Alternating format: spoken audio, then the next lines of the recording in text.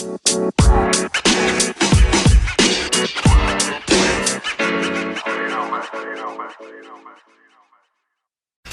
going on, everybody? Welcome to the G.O.A.T Talk podcast. It's your boy Stick. Got my niggas Hank, nigga James with me.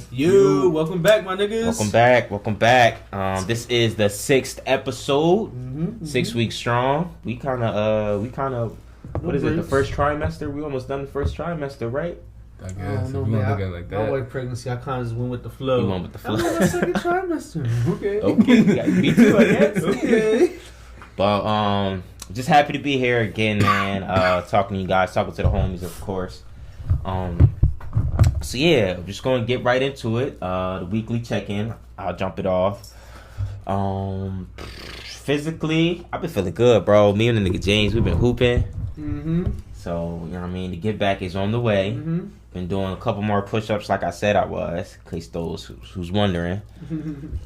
Physically, I say I'm at physically I'm not a 10, but the enthusiasm to get to a 10 is really high.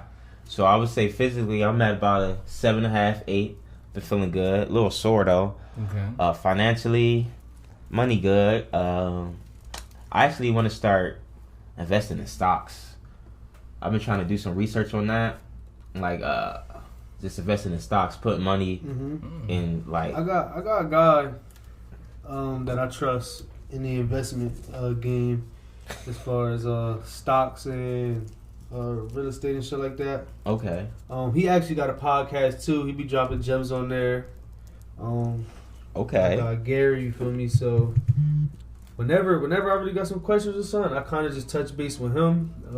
I know him through like the hood. He went to charter and shit from the hood just like us. All right. So maybe we should touch base with him one day. You feel me? Most definitely. He really plugged in and know what he doing, bro. Somebody I definitely trust. Because we do have so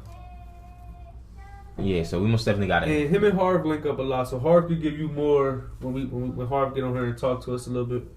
He'll have more insight because him and Harv been linking up a little bit more. A little foreshadowing. A little bit. So that's financial So just trying to have my money work for me a little bit. And then mentally, I'm good. I'm in a good space. Missed any like drama or shit that going on. I'm in a good space. So that's my check-in. Anybody want to hop in? Hank. All right, man. Hank here. Hank here. Hi, Hank. Mr. Toxicity. Right, yeah, that's where we gonna start. Mr. Toxicity. That's where we gonna start my weekly check-in at. Okay. I seen the comments. I heard the critiques. And I'm here to double down with the toxicity. Y'all not going to act like relationships are as optimistic as y'all want to make them sound. Niggas cheat. Shit happens. Nah, bro, that's unacceptable. No, it's not, bro. It's acceptable. Like, it's just what happens, bro. People out here doing what they want to do. Not in a committed monogamous relationship. I seen this post where somebody was basically saying, like, cheating is not part of the ups and downs of a relationship. And hell no, bro. It shouldn't be. Shit. I agree, bro. That shouldn't be something we have to build. That shouldn't be an up and down. Afterwards. Yeah, right? Bro. Like, bro, it depends. For real. Listen. I've been around the block. I've been through my share of relationships. I know people in relationships. I know some of y'all females out there in relationships. Y'all be cheating. It's okay. Like, it's alright. It's not okay. It's not okay. But in your 20s, it's kind of like, alright. Yeah, it's like alright. But I don't want to live in this. I don't want to. If I'm going to cheat, I'm just not going to be with you. Realistically, I get what he said. Like, that's so optimistic, bro. That's not the reality. I said, you make it not your reality. No, what bro. Sel was saying before, it's so much stress that goes into cheating. Where I would just rather not do it. Listen, man. And this is not me as a married man. Nah, this is I hear what y'all saying. You feel me? But me as a dating man being out here, bro, it's just the reality of the matter. Everybody's out here to do their own thing. So if you and your girl together and she cheating on you, you expect it, charge her to the game, you gonna keep it pushing? Charge her to the game, hell no. I don't know. Exactly, man, bro. So you can't. But I mean, that's on everybody's level, though. At the end of the day, I can honestly. We're talking about you. I can honestly say I'm past my cheating days. But if any of those, like, in a relationship where I have cheated, if that woman had cheated on me, I kind of couldn't get mad. Like, all right, I'm doing it too. Like, I can't be mad at you if you're doing the same thing I'm doing. That's so. What if you're not cheating? What if you're not cheating? Most females don't cheat unless they think a nigga's already cheated. I think, right, real, just to brush through it real quick, right? My opinion on like the cheating and dating phase. Once we get to the point where like we move in together, that should be like we are completely committed. Because I'm not gonna move in with somebody who I don't plan on to continue to build with. Me personally, Nah, I mean, I'm not situations gonna move in with somebody just to get out the crib. You to feel me? that, I would say situations are That's you situations. personally. So Some people like to leech. and being I mean, it's just And like mooch. in being with Okay. somebody and living with them, you seeing them in a different phase. So Man, Detroit basketball, baby. That's all that matters. You feel me? Them hoop sessions was tough though. I'm like you said, pleasantly surprised. Pleasantly surprised. Yeah, stick is kind of fast, man. So when little Hank quick. get there, a little quick. when Hank hoop with us tomorrow, what's that weather like? Tomorrow gonna be beautiful, bro. I already checked. This sign said delivered. Oh yeah, 79. Yeah, that's sunny, perfect. Cloudy. What you saying? Like 7? 6, 7, whatever. I'll be Yeah. home 4 o'clock. Shower up. I'll be good. That's good for you, big Let bro. me know. We let you know. Just let me know. Yeah. Just I mean, text me. We in the same chat. You'll see the messages. Yeah. You come if you want to. Text me. You know where we gonna be. You know what time we gonna be there. Right, I'll show up. You feel me? Yeah, man. Quality week. Let us. Yeah. I was gonna say, let us know how y'all week went. Y'all know always comment, leave messages. Interaction is always a key. Not just a comment. I was thinking about this shit earlier. Like, with the feedback we've been getting back, it make it feel like it's not just a conversation with us. It's like with the fans as well, people, the listeners. Because then we start. Because exactly, bro. Because then we start talking about what y'all are saying. So it's moving in the right direction. So always keep telling us how y'all feeling, thoughts on the show, go to the week suggestions, and anything like that. Right. All our social medias will be in the link somewhere. Hey, yo, man, give me a shout out. My birthday this Sunday. That's Word. super tough. Speaking of birthdays, another Ghost birthday is today. Oh, right? yeah. Absolutely. We can't move any forward with the Yeah, show. Yeah, man. Shout out to Brother Mike. Big bro Mike. Big brother Mike. Shout out to Happy on the show. birthday. Happy birthday. Send him his love Turning now. 26. So we lit, man. We got a lot of birthdays coming up. Hard next month, Cell in August. The Feel best me? ones was in March.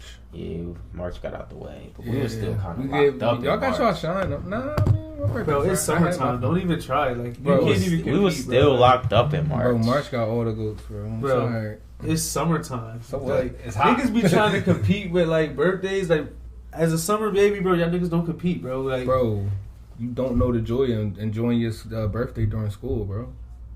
It's not. I wouldn't even go You to don't school if even- it was my birthday. you don't know If that my joy, birthday was bro. during the school week, I wouldn't have went. You don't know that I wouldn't joy, have pulled bro. up. Whack ass summer, I would have baby. won. I would have won for the love.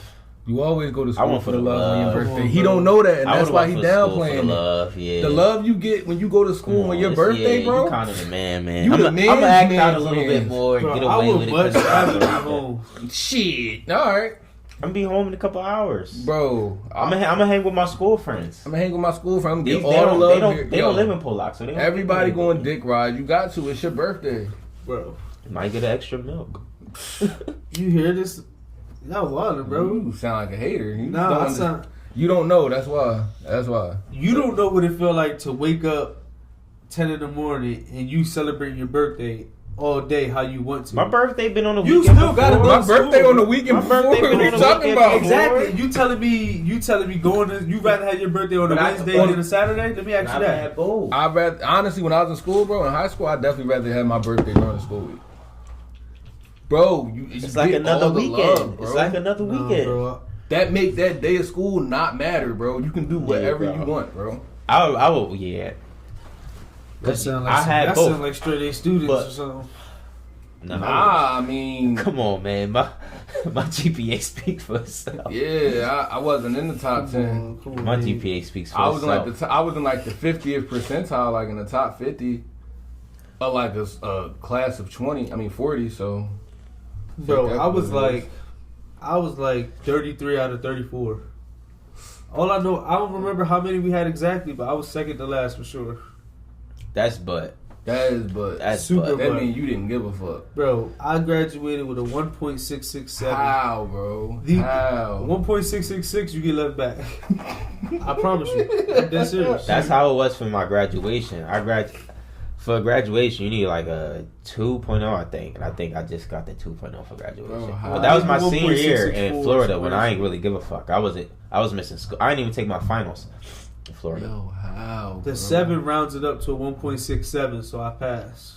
Yeah, that's I don't know how up. your shit got under a 2, bro. Like, I graduated with like a 2.8, bro. A 2.8 maybe. So, like, the way I started getting a lot of my D's GPAs was so low in because like of 10th grade. And Junior shit. year, I stopped giving a 7th, fuck. 11th grade. Yeah. I just 12th grade, it was over. What fucked me up was we took that shit. We was in the Rutgers program. So we did the early admission shit. Nigga, by November, I knew I was going to school. Right. My SAT scores was done. And Brim had us on like an accelerated joint. So we had all our credits. Facts. And I passed the HESPA. So what you about to tell me for real? ooh, the HESPA. What I you- remember that. I remember that day like it was yesterday. That test was so light. By That the test was bro, super it light. was like, but the stress on niggas' faces. Bro, Why? I say this Bro, every I don't time, know, bro, but niggas- Shout out to my nigga Poppy Lou, bro. But I was taking a test and I was flying through that bitch. And I look back and see him, bro. He had his hands on his face. Sweating Nah, and stop shit. playing. But Oh, we've been taking them God. every year though. Bro. We've always took them. NJX, the GEPA. Bro. But this was like, because I think, weren't we the last grade that took it? Yeah, the Take class after us, they had end of course test, but I think that shit is worse. Yeah, they started getting like real finals. Yeah, like that's a matter real for final. I don't want that. But I don't know, bro. college. But all the we passed. Let them all the go. boys This in is why our- he in is our- cool. in our Yeah. grade Oh, passed. so we All the told boys him in our which we grade go to. passed. Even I fucking mean, that's what you I want had to do. introduce Introduce yourself. Get yourself. up. Why you go? Anybody Um, go to school with me is listening. You can verify this, bro. I had probably the first, second, or third highest HESPA score in every category. That's So legit. I had the 1.6, but You I get at had the line. You feel me? Nah, You I get feel at you, the bro. line. You You show knock when it's them game down. time. I went, Nah, I went to school and I learned, bro. But I just didn't I'm not do doing no work. homework, Bro, bro. I'm not homework, doing bro. no homework, Teachers, please stop it. Stop it, giving bro. I'm here for 8 hours. You don't think I learned it? Come on, bro. on, You've been bro. telling. We've been in this classroom for an hour. You've been showing me this. You don't think I know it now? Come on, bro. It's ridiculous. Speaking of 8 hours, we can get to the go to the week now since we on it little drum roll. All right, so we decided to give the drum roll, the go to the week this week to all high school graduates. Shout out. Bad. Shout out, man. I don't have any to shout out. Do y'all have any Personal to shout out to my little sisters, Dee, Jordan, Naya. Shout out to y'all and the whole class of 2021 That's medical a arts. fucking mouthful. 2021. Bro, yeah, they graduated. That's Shout a out to Miss mouthful, Macrina, yo. my kindergarten teacher, who the who the principal at Brim now. Shout out to you, Miss Macrina. Yeah, she the principal at Brim now. Wow. Yeah, so shout out to her. Mr. Huntley retires this year, so shout out to Mr. Huntley. Shout out Mr. Huntley. Yeah, he's Oh, yeah, y'all went to graduating. the same school. Yeah, for a little bit. So, Nah. shout out to y'all, yo. All y'all high school Shout out to graduates. my cousin Nyla Boswell. She just graduated from Leap. She's going Shout to out. Howard. Okay, That's okay. super tough. HBCUs. Mhm. So you feel me? Shout out to Nyla. Okay. But we felt like we would nominate them just because this last 2 years of school has probably been like impossible, just learning online and like Facts. your junior and senior year is mad important on what you gotta learn. So to have to do that without being in class, that's pretty tough. And we touched on that with Dom. When Dom was here, when he was telling us like how to recruit them. Mm-hmm. And now those same kids he's recruiting, they just graduated. So to see both sides is really Yeah, at this it's point. Because crazy. my little sisters, they be at the crib 8 o'clock in the morning, rolling over and on a laptop and shit like that. No That's- real school experience and shit like that. So Looking back, I would say I wouldn't say I prefer it, but I would have liked not having to go to Yeah, school. let me ask all you, day. how'd y'all think y'all would have fared in this? Oh, straight A's. For me, straight A's. All I gotta do is really do my work. And coming to the Zoom joint. I see, that's where I wasn't doing my work, bro. Exactly, bro. Bro, I think I would have been outside. It's Nah, I no was way. outside or playing Xbox. Or nah, but I'm PlayStation. saying like, all right. So Lord. I had online college classes, and I feel like what they doing in school is nothing but a watered down version of an online Very college class. true, bro. But you're not forgetting that you got to take into account all the variables. Like, put yourself in that. Oh yeah, I get it. Being that, and if you in college taking online classes, you chose to do that. You made the decision. I'm gonna take this online class. Right. It kind of got flipped on them. Yeah. The so pandemic the psyche, happened to everybody. The mental. It sucks. Like to have your junior, senior, and everything that you're supposed to experience in them 2 years of high school. They really didn't get it. Like I don't know if they had a prom in the senior trip, but I hope they did. She had a prom. Yeah, Harvard was chaperoning. Yes. So that's cool, I guess. But even that is where like you ain't seen. Well, I mean, you probably seen them, but y'all haven't been in like a school setting situation. Like, honestly, it's a lot of niggas that you haven't seen. You seen your clique, but you ain't seen everybody. Yeah, like, that's crazy. So to go through that is wild. But just me personally, it's like all I got to do is do my work, and that's it. Because for me, like, waking up and getting to school was, like, the hardest part of going to school for me. You think so? Yeah, bro. Like, I hate I don't like waking up at 8 o'clock in the morning. I feel like nothing should be required for anybody to be up that early.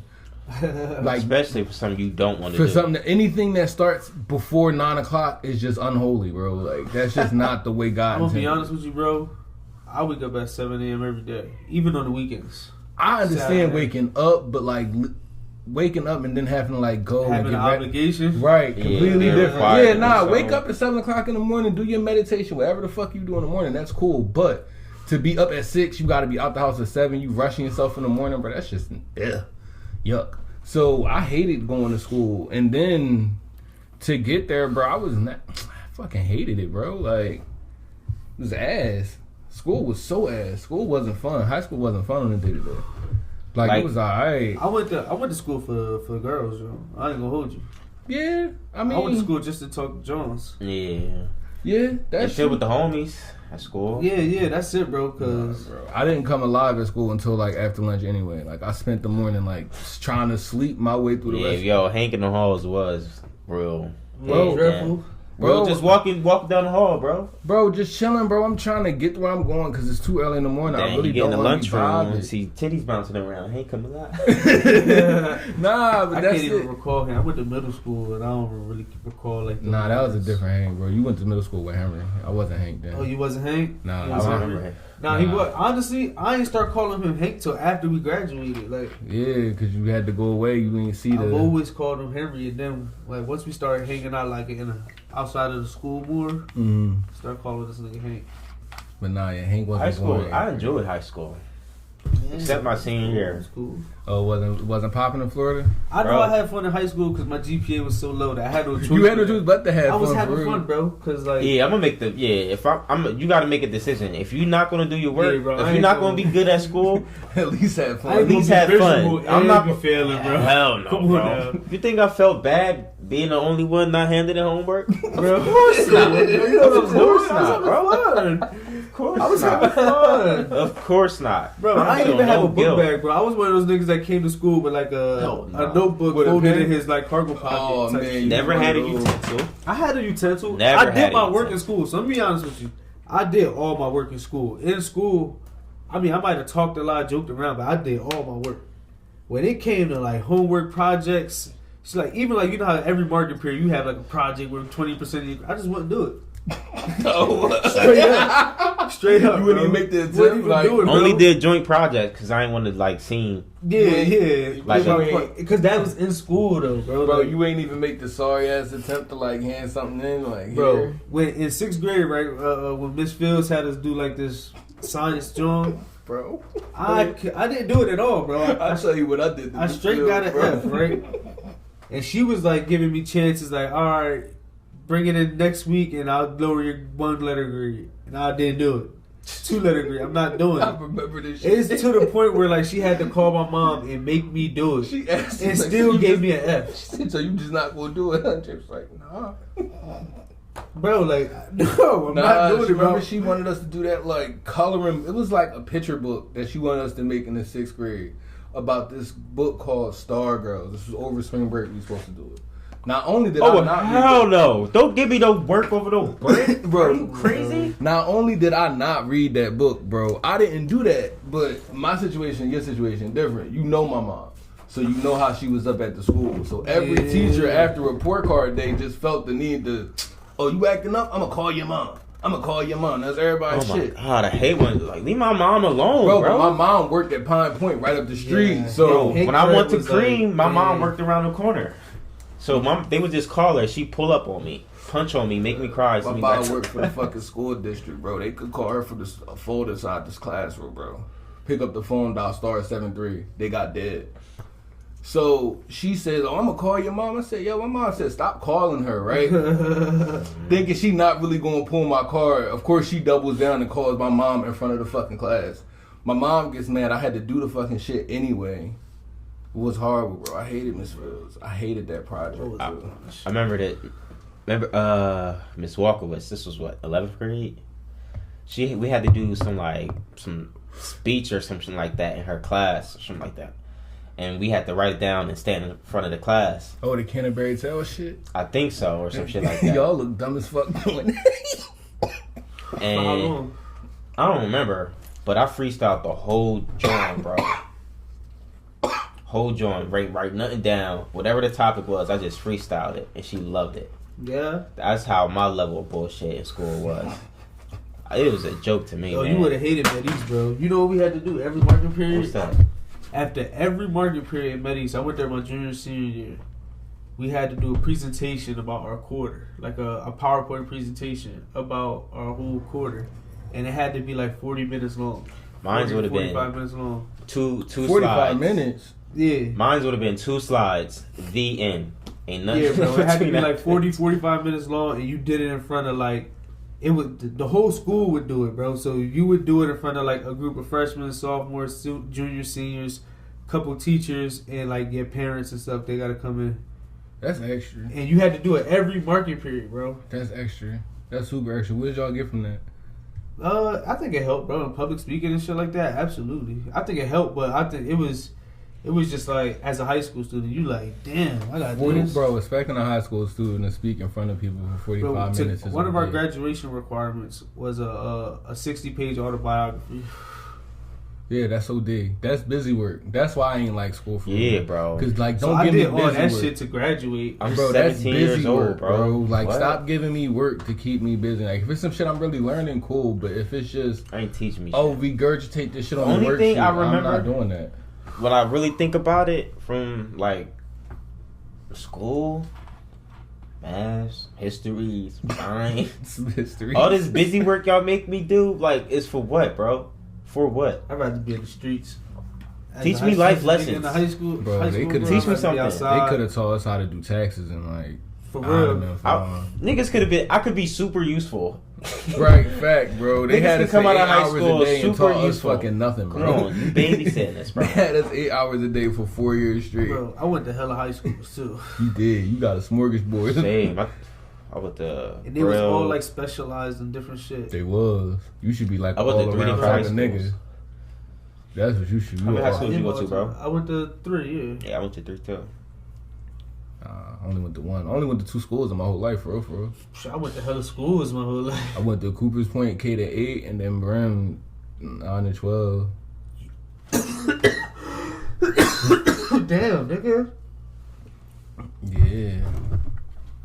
I was real grounded. That's consistency. Bro. Yeah.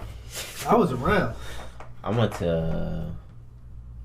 I went to elementary school my whole life, but once middle school started, I was around. Nah, like I didn't like for real. All the Camden kids I knew was just the kids I went to school with, low key, and like little stupid shit I would do in the summertime, like chant. But that was really it. I went to 2 middle That schools. RFS shit definitely was lit. Yeah, it was. Some That's shit how you like know that I wasn't no was- dumb nigga, you feel me? Bro, low key, you know my mom had to like sneak me into that shit, bro. Into what? The Rutgers program. Yeah, I didn't get in with the Coopers Point kids, bro. I didn't even fill out my application for that joint. I got in with the That's Pine tough. Point kids. Oh, alright. That's why me and Sel was always in the same group doing some shit, because they thought I was with them. Here, bro. Oh. Oh, you Yeah. sneaking and geeking. Yeah. Miss Cheap Graham ain't want to assistant. let me in that joint. Who? Miss Graham. She Who was that? in charge of it. The lady at Cooper's Point was in charge I of don't it. even know who Miss Graham is. Nah, Miss Graham got beef with Deb. They got a deep-rooted beef. Oh, they got old school. This shit started. making the kids pay? Bro, this shit started in like 91, bro. Even your grandchildren shall suffer. Madam Zeruski. Didn't fuck with me, bro. She didn't really. you might have been the only boy low key, or was you in that shit at Pine Point? Nah, you wasn't. I was at Cooperstown. You No, was at because it started in 7th grade. But she didn't like invite none of the boys. Bro, for real. Bug was in it. Bro, look at all the niggas she invited, bro. I had the highest grades in the entire class, and she didn't even ask me. She had beef. Shit, bro, I don't even know. I got in off the strength of Miss Muhammad because that was the only grade I really had a class I had a great grade in. Lied you, a nigga like me over here with straight A's. Shit like that, baby, though. Like, grades don't straight be shit. A's. Whew.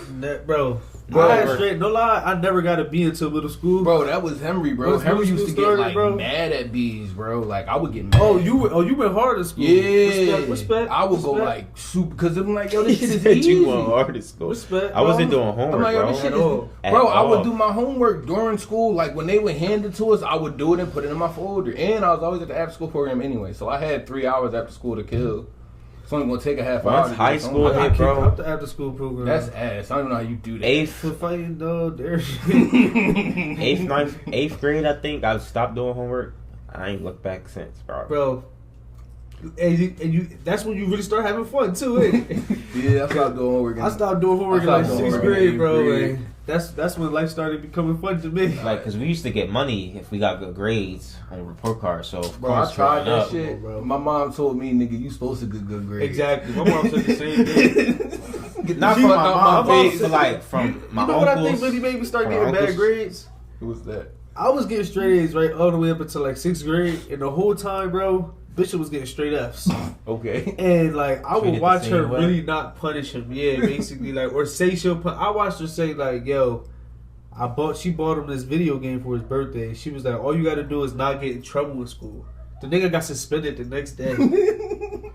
His birthday comes, his birthday was probably like the next day. She still gave it to him, but one time, right, I got in trouble in like 6th grade at the end of the summer. And my birthday is like the next week. Never got nothing for my birthday, bro. And I was like complaining to my older sister. And she told me, my mom was like, cause I did this in school that I ain't get it. And I was just like, dang, well then fuck it. You know what I You mean? became a gangster? Fuck it, it's time to be gangster. That's when you became a gangster. That's when you chose the streets. Bro, Okay. I was just like, if he could do that, you know what I mean? But That's your origin story. Yeah, All right. that's the origin story. Like, all right, fuck it, we in the streets. All right. Did y'all have like MySpace and shit? Like, when did y'all get on? I did, but I wasn't like really active on MySpace. I probably used MySpace more in school than I did outside of school, like when it first came out, because that was like 7th grade for me when I really got on it. Yeah, I ain't get on MySpace like 8th grade. yeah, 7th, 8th grade. 8th grade. When y'all get on Facebook? 10th grade. 10th grade, like immediately, because that shit popped off. Nah, Like, that as soon as shit we got to popped high off school. in The 8th book was grade. jumping. The book For was us, jumping. 8th bro. and 9th grade was. I would say got on it. high school, really. Freshman year of Facebook was fun. It was. I didn't get on it though. It was I didn't get on so until sophomore.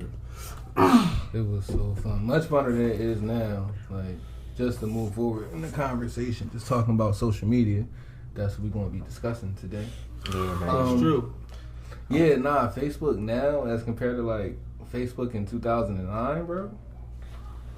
I couldn't really even tell you. But anything from now till then is gonna be crazy though. If you But put it's that scope on In it. comparison to what's ass, like, I don't know. I feel like everybody's like a different person on social media. I feel like everybody's trying to be the most buttoned up self now. And I think that's why I really stopped being so active on it myself. Yeah, like, I it really wasn't didn't care to always that. portray a certain image anymore. I It think as wasn't a always. teenager I probably cared, but Yeah, I feel like that's how it is now. Like, everybody want to look like, oh nah, I look like this. I got my shit together, X, Y, and Z. And it's like, nigga, this social media, relax. Like, yeah. But that's what you come to expect now. So I ain't even mad at it. If that's what it is, it's a platform to look popular, basically.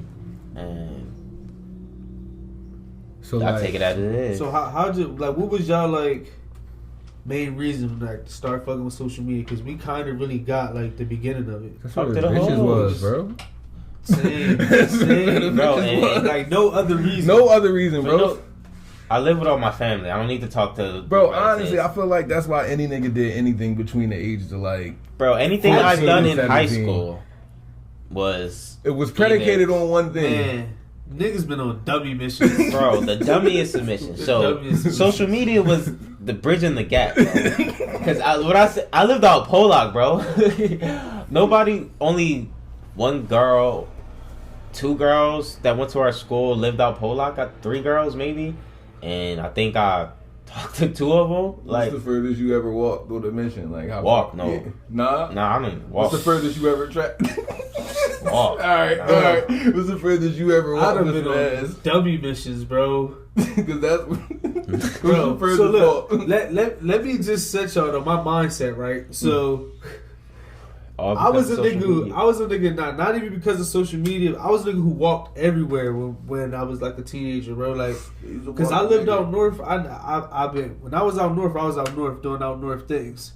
But when I left out of North Canton, bro, I would walk everywhere, bro. Like, I walked to football practice. I walked to school, bro. My school was in Parkside. I lived out north. That's ass. So I walked to school every morning, bro. Walking. So let me just set the stage right there before niggas be like, yo, this nigga just be walking around. Nah, I was a walking type of nigga. You're a custom walker. You're a seasoned walker. I was a seasoned walker, bro. Mm-hmm. You're seasoned walker. One day, bro, I woke up senior year in the summer. We woke up in the morning for football practice.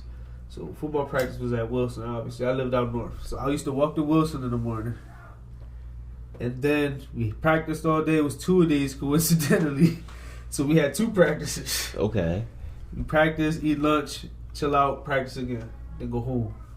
So after practice, I walked from Wilson, had practice. After practice, I walked downtown to Dom crib because we was all just walking together. Mm-hmm. And then I had a mission on Pollock. So I walked from Wilson to downtown to Dom crib, and then from Dom crib out Pollock. Chill with the Jones. Bro, sis got all sweaty nuts that day. I changed my clothes and everything after practice and shit. Like, I didn't shower. Nah, you didn't that take a ball, bro. You went through I changed he gave her the salty spittoon, bro. Ain't no way. No, I did. Okay, do what you gotta do, bro. Disgusting, bro. That's it's on her at the end of the day. I didn't even ball it. I mean, let me say that. Okay. Oh, but never I walked mind. to her crib out Pollock. This was my first time chilling with her. This was my first time ever chilling with her. What an impression. So I went out there and Pollock. These are ripe. Nah, bro, I was good, bro. I ain't smell bad. I know I did. Bro, ain't no way you didn't smell bad, bro. Nah, he probably didn't smell bad, Bro, but he was a little. No, bro. Literally, bro. Listen, his bro. skin was a little moist. Bro, nah, bro. You don't know 2 days, bro. It's no way to smell good I mean, after it's 2 damn days. near like 100 degrees. Bro, it's 90 degrees. Bro, it's hot in the morning, bro. So I keep forgetting to practice. we first. on the field at 9 o'clock, bro. I keep forgetting to practice. We on the field at 9. We running around to 11. We might sit down for an hour and a half. Then 1 o'clock when it's hot as balls outside. Guess where we at? Balls. Back on the field, bro. Back on the field. And this is my senior year when we had butt ass toupees. The coach. He had a bro. running. We were running every fucking where, bro. We would get done practicing, go run the fucking stadium, bro. And all my 4 years of playing at Wilson, bro, he was the first coach that ever said, "Oh nah, y'all gotta run the stadium steps." Like, nigga, for what? So you telling me this nigga did all that and then walked all the way down? And we always finish practice with wind spurts. Right, and then 20 of them things, up and down, No matter Ain't what. no way, bro. And let niggas not fuck around. He gonna add more. And I'm the nigga that's fucking around, bro, because I thought all that running was stupid. That's dumb. Yeah, bro. So I had practice. I walked out there. I chilled with her, bro, probably till like 1 in the morning, and then I walked home from Pollock out north. So that was like my longest life. So you might have ran / walked 10 miles that day. I wasn't really. Oh, way more. Way more. None of my missions. It was You, to me. If I had to do that international. come on, bro. Nah. Nah, he was a basic bitch. He was always at the crib. I was always out Pollock, bro. I was a Pollock nigga. I think because I went to so many different high schools though. My exes in live in Texas, nigga. Yeah, I had a lot of friends in different like neighborhoods. Like, yo, I'm gonna go this nigga crib out there. I rarely went over their cribs. We went to the same I school. never went to y'all cribs for real. I didn't know where y'all niggas lived at. Bro, I lived out Pollock, bro. I just Niggas knew y'all wasn't showed up in the school. I didn't go start going to y'all house like junior year. Low key. I need Ash over here, most definitely. Yeah, man. But I really went to high school for the Jones. I ain't gonna hold you. That's social media. That's where I met my wife. High school. Same. Man. I succeeded. I met some females in high school. Some nice ladies. There's some real nice High school ladies. was fun, bro. I enjoyed mine. I mean, for everything outside of the books, high school was fun. Low key. I mean, I played football, so that was like a experience in itself. That's fun. Football season, being a football player in high school was fun. You can't do no wrong. That was fun. But what I wanted to say is why another reason the fucking you can't compare social media back in 2009 and now is because the climate and the shit of today is super different than like the politically correctness of it. Like the cancel culture. The cancel culture on top of that. Culture is real. And so that alone is two different worlds. Back it was the Wild Wild West back then. Anything and everything's going, but today if you the Wild Wild West. I mean, what's being politically correct for real though? Like, if you could define it, what is it? So what I think the white folk mean by politically correct is something that is the truth, but is not offensive. So sometimes the truth is offensive though, but not an offensive in a way that's degrading or poking fun or do you think it's really hard to appease every group with your opinions? I feel like that shit is impossible. Impossible. It would have to be. Oh yeah, if you feel some type of way, there's always someone who's going to feel the opposite some type of way of you. But if the way you're feeling some type of way is, it's cool that you feel that way, but if it starts to harm me or hurt me in some type of way, then that's when it becomes a problem. Maybe you should be so sensitive. Yeah, like I feel like everybody now needs thicker skin, and I don't know when this happened because we was on the internet back in 2009. Like, it was a wild place. You had to have thick skin. What happened between now and then? Now you really can't say anything about anybody, or you can't even disagree with anybody for real. That's where it is now. It's hard to have like opposing opinion if it's not with the the popular of what's going on. I think that's a little overstated too. Not really because of social media, right? So if you feel type of way in a small group of people, you don't feel so ostracized. But if 2 million people on the internet are saying you feel some type of way is wrong, even if it's the same opinion, you're gonna feel a whole lot worse. So I think social media does play a huge part in some truth in that. But that's so ironic considering like how cruel niggas get on the internet. I mean, like when that quote unquote like you talking about a person, like say 2 million people disagree with you, right? That's like going viral. Facts. And when like somebody goes viral, niggas be in the comments killing them. So like you could say this, but he getting canceled for like his opinion on whatever. And you talk, and the things people say to these people be like out of line. It be wild, bro. Like I see some crazy comments. Yeah. No, it's the Twitter fingers, bro. Yeah, I feel like people only do that when they sitting behind like a keyboard. Of course, bro. Of course. I no guess human in their right mind is going to say some of these outlandish things to another person to their face, bro. But I ain't gonna lie, I done said some crazy stuff on the internet. Let me get this out there before, in case we blow up. Right, I gotta get this. We gotta get in front of this. Okay. Take the political approach. Yeah, I gotta get in front of this. I'm not who I was whenever I said tweets. that. Yeah. So they're gonna read your old tweets. They're gonna read some old tweets because I put just regular out there, like, and some crazy DMs. Okay. Alright. Can we get an example? Like, what can we expect? That's gonna make them go look, when bro. When Katie went to the Warriors, man, I wilded out on Twitter, bro. Like, I can't even say it. Bro. It's bad. Like, I can tell you off camera. Oh, okay. I can't hear what you doing. Bro. Nah, bro, what you telling him? I was wild. What you telling him? I was straight up. Yeah. I told the nigga, like, obviously I called him a bitch, right? Right. That's off the straight. Off the rip. You a bitch. So basically, punk ass, when I see him, it's on sight. I'm popping him. everything, bro. Shit, all crazy shit like that. And then I even said shit to his mom. Like, All right. Exactly. I started wilding, bro. It found my dude. Do you feel that way now today? But I know, now that I'm older, obviously, I was clearly doing it for like the likes and shit. Okay. Because I knew that would get like a reaction. Oh, you was getting likes for this. And the sad part is, I didn't really get too many reactions. Okay. I'm gonna be honest. Niggas was probably more like he might have crossed the line a little too much. Yeah. I can't co-sign it because niggas agree with me. Most the consensus in the world was Katie a bitch and niggas was wilding on him on Twitter. But you took the wild too far. I might have stepped Too on the much line dip on too your far. chip. Just dip on the chip, bro. Mm-hmm. It happens. Yeah. But all because of Salute, I was a victim of the hype, bro. Yeah, social media, bro. Social media. We need to start a happens, counseling class. bro. Victims, Social media. that'll be a tough show. Victims of social media. Have them gather around, tell them about their true horror stories, what happened to them on social media. It depends, bro. I feel like they got a show like that, and it's called Catfish.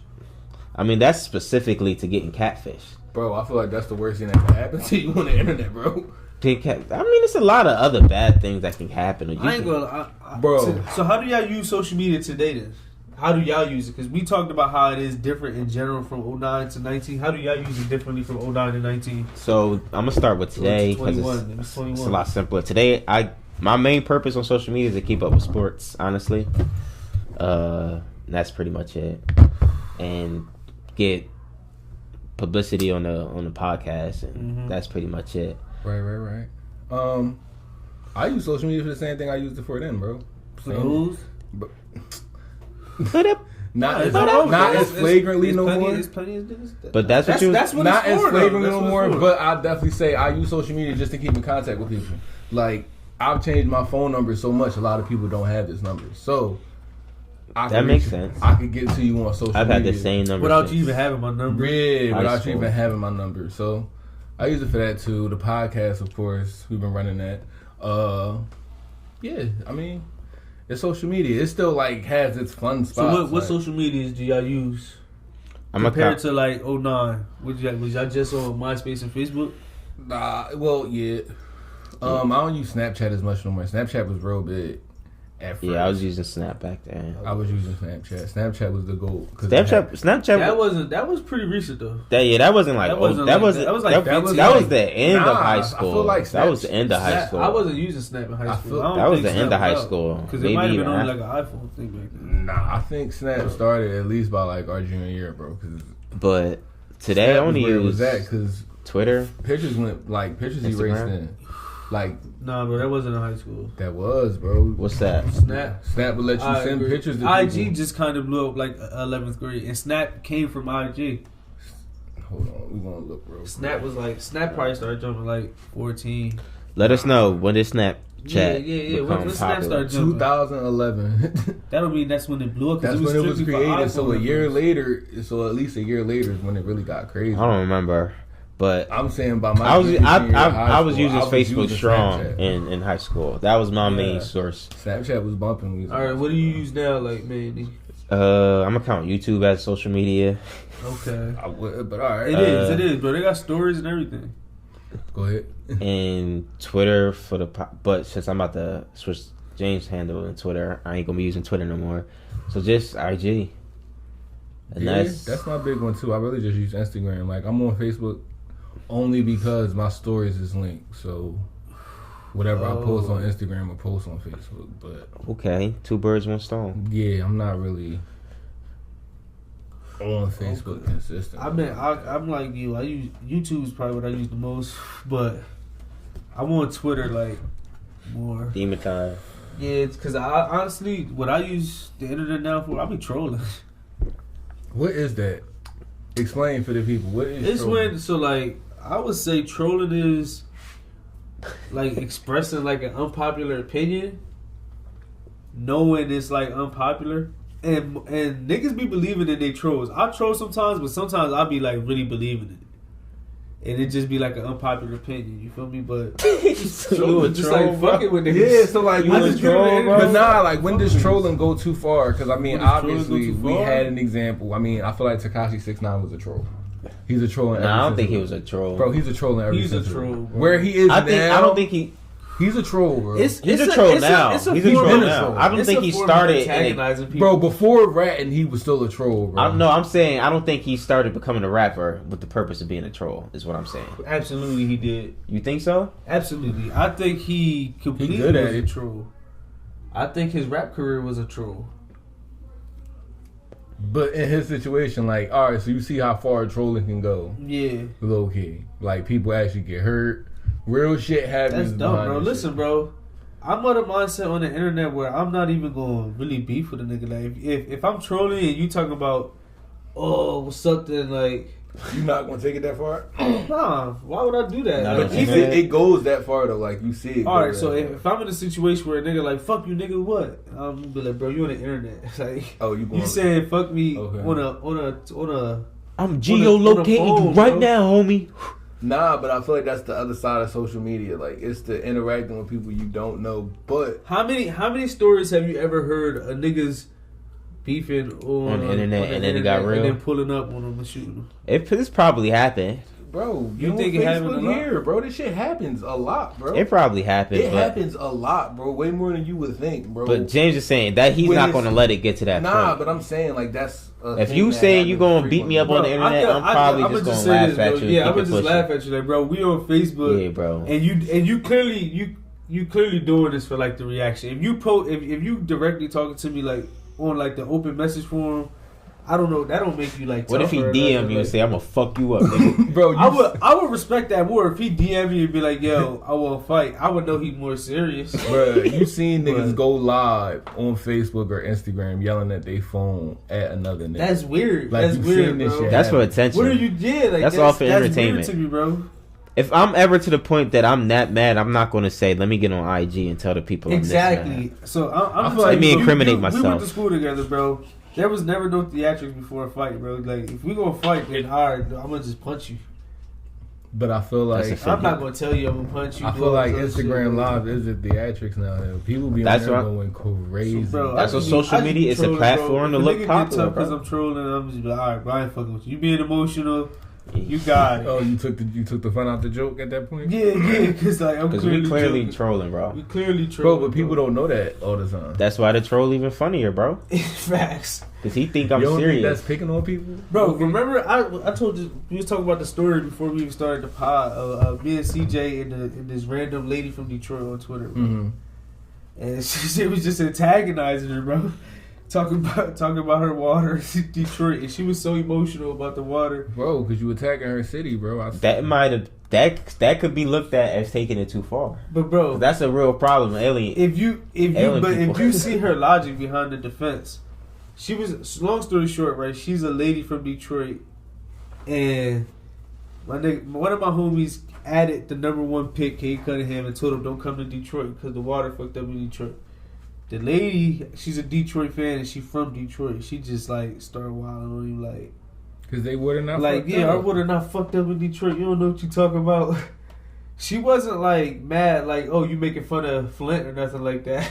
She was just like, don't talk about Detroit like that. Like, what, lady? Don't talk. That's about not Detroit our problem. Like so we got other problems. He went in together. It was like, damn, how you just gonna disrespect Flint? Clearly trolling, right?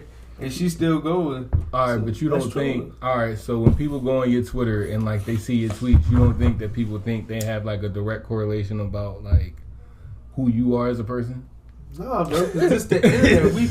We just talked about it. The very first thing we said about the internet was how bad it was because people put on the front of who they is, blah, blah, blah. Right. So my social media...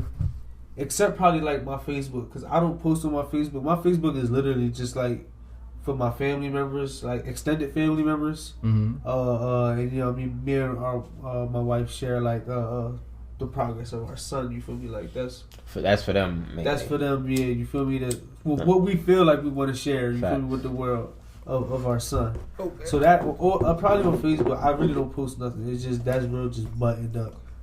IG, I really don't post nothing, but same thing about like my family and shit. Mm-hmm. And same. Twitter, I just be trolling like. All right, step it out a step further. Like if you on somebody else's like Twitter or whatever, and you like see they post, you don't like draw like character like shit about their character. I think it depends on how they post. Like it's different types of social media users, and you can kind of tell based on like what their profile looks like, right? So like I said, a nigga like my Facebook page, niggas will see that and be like, oh, he's this type of guy. This is how he's using social media, so they will interact with me in that type of way. Most of my Facebook shit is just positive shit, like congratulations, bro, you did this. Niggas sharing milestones. I'm on there saying happy birthday, congratulations, bro. I'm proud of you. Keep doing your thing, shit like that. So niggas interact with me in that way on social media. On Twitter, I troll, so I get trolled back. So you can kind of go through like people's profile and see like, oh, all right, this person is sharing their life for real, for real. This is what they do every day. You feel me? Mm-hmm. And we got people like, oh, this person just using it for funny purposes.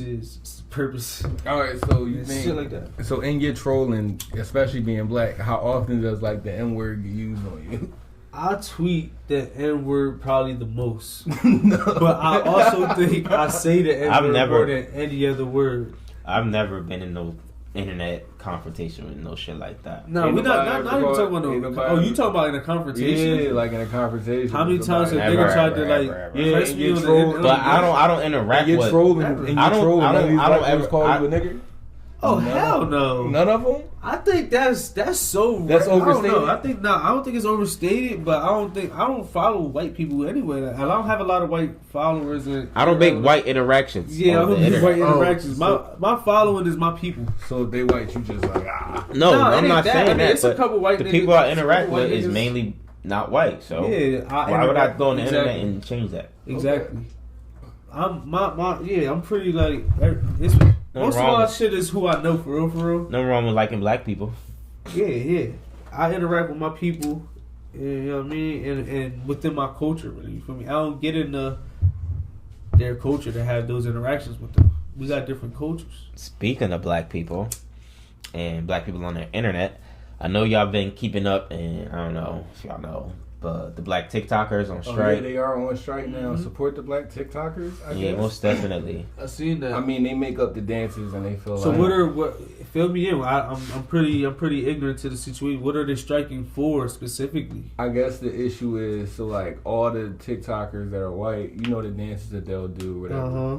The black TikTokers are the one that choreograph them. So their issue is like, all right, yo, we make the dances, then y'all blow up off of them. Like that's ass. So what are they fighting for specifically? It's just more mainly like, that. How do niggas make money off of TikTok? Like sponsorships? Like they get more. They get more access. They get more access because they're white and the black people they as what it's always been doing all the dirty work and not getting as much publicity. I don't think how many of the top paid TikTokers are black. We can look at the statistics, and that's what really in anything. Like, is it because black people are not good at this shit? No, it's because you see our nigga Mayor pull a mill. Exactly. But I mean, I get it though. Like, so they fighting for equality basically. Essentially, at the end of the day, specific like I'm assuming more access, better payouts. What I have seen, or programs to support diversity, shit like that. What I have seen is them TikTok streets have dried up. Ain't too many dances popping off no more since they don't on strike. So I wasn't really one to keep up with TikTok, bro. I don't even have. I hear it's funny.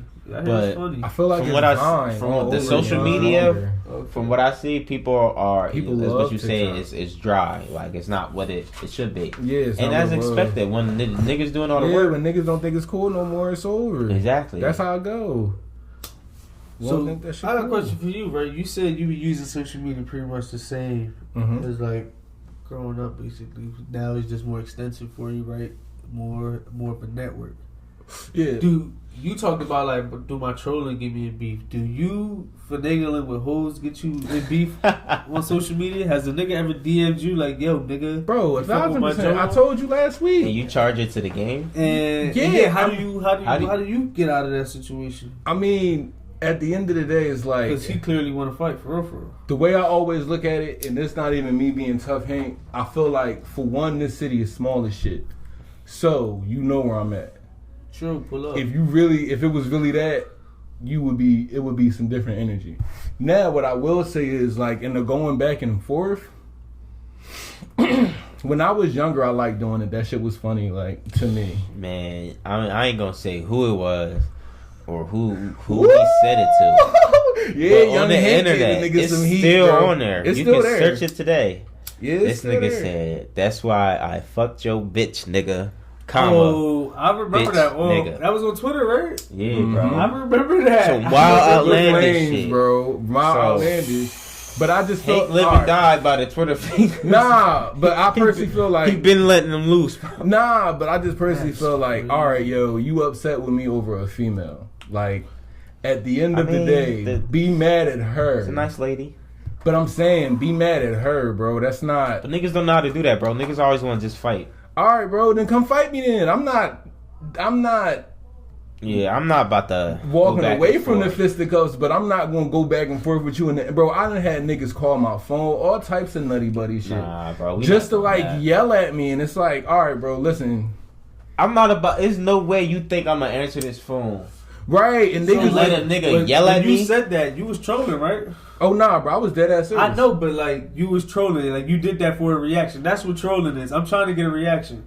Nah, I wasn't. At that point, I was trying to say the most hurtful thing I could possibly think to say to that young man. You should have added it. It was nah. It wasn't no need because we was already in mode. You got any other we was already in mode, so you knew that was for you. Any examples? Because I'm still cool with the boy. You feel that's my man.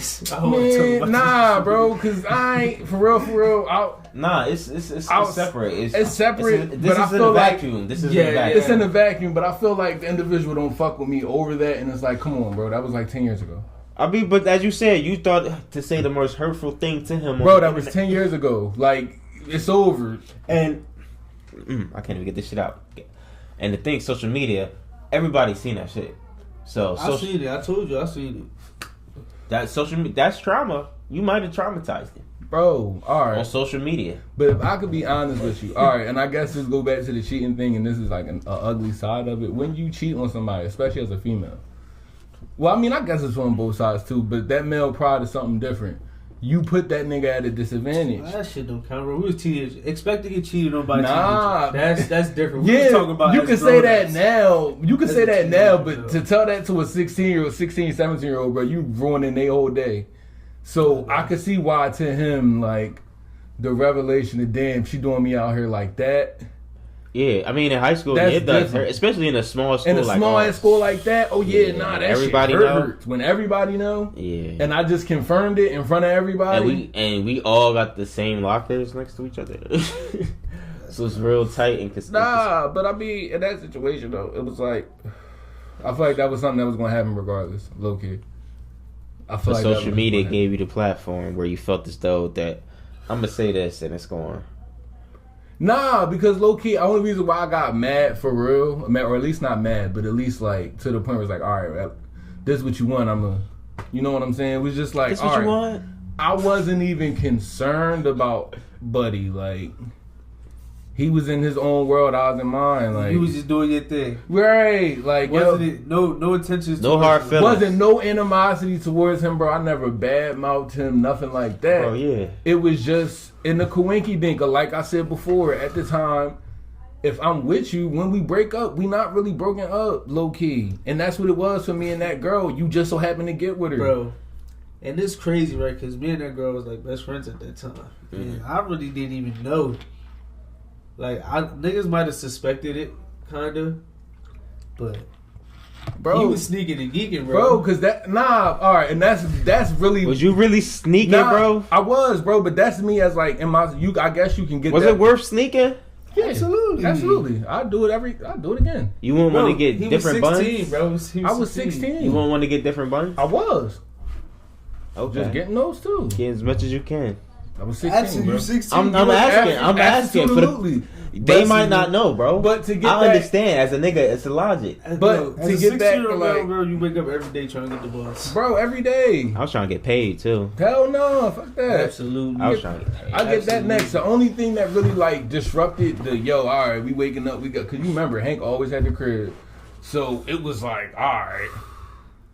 So only thing that really changed that was me smoking weed. That's really what like calmed that down. Where it was like, all right, man, I'm high, I'm good. I'm all right.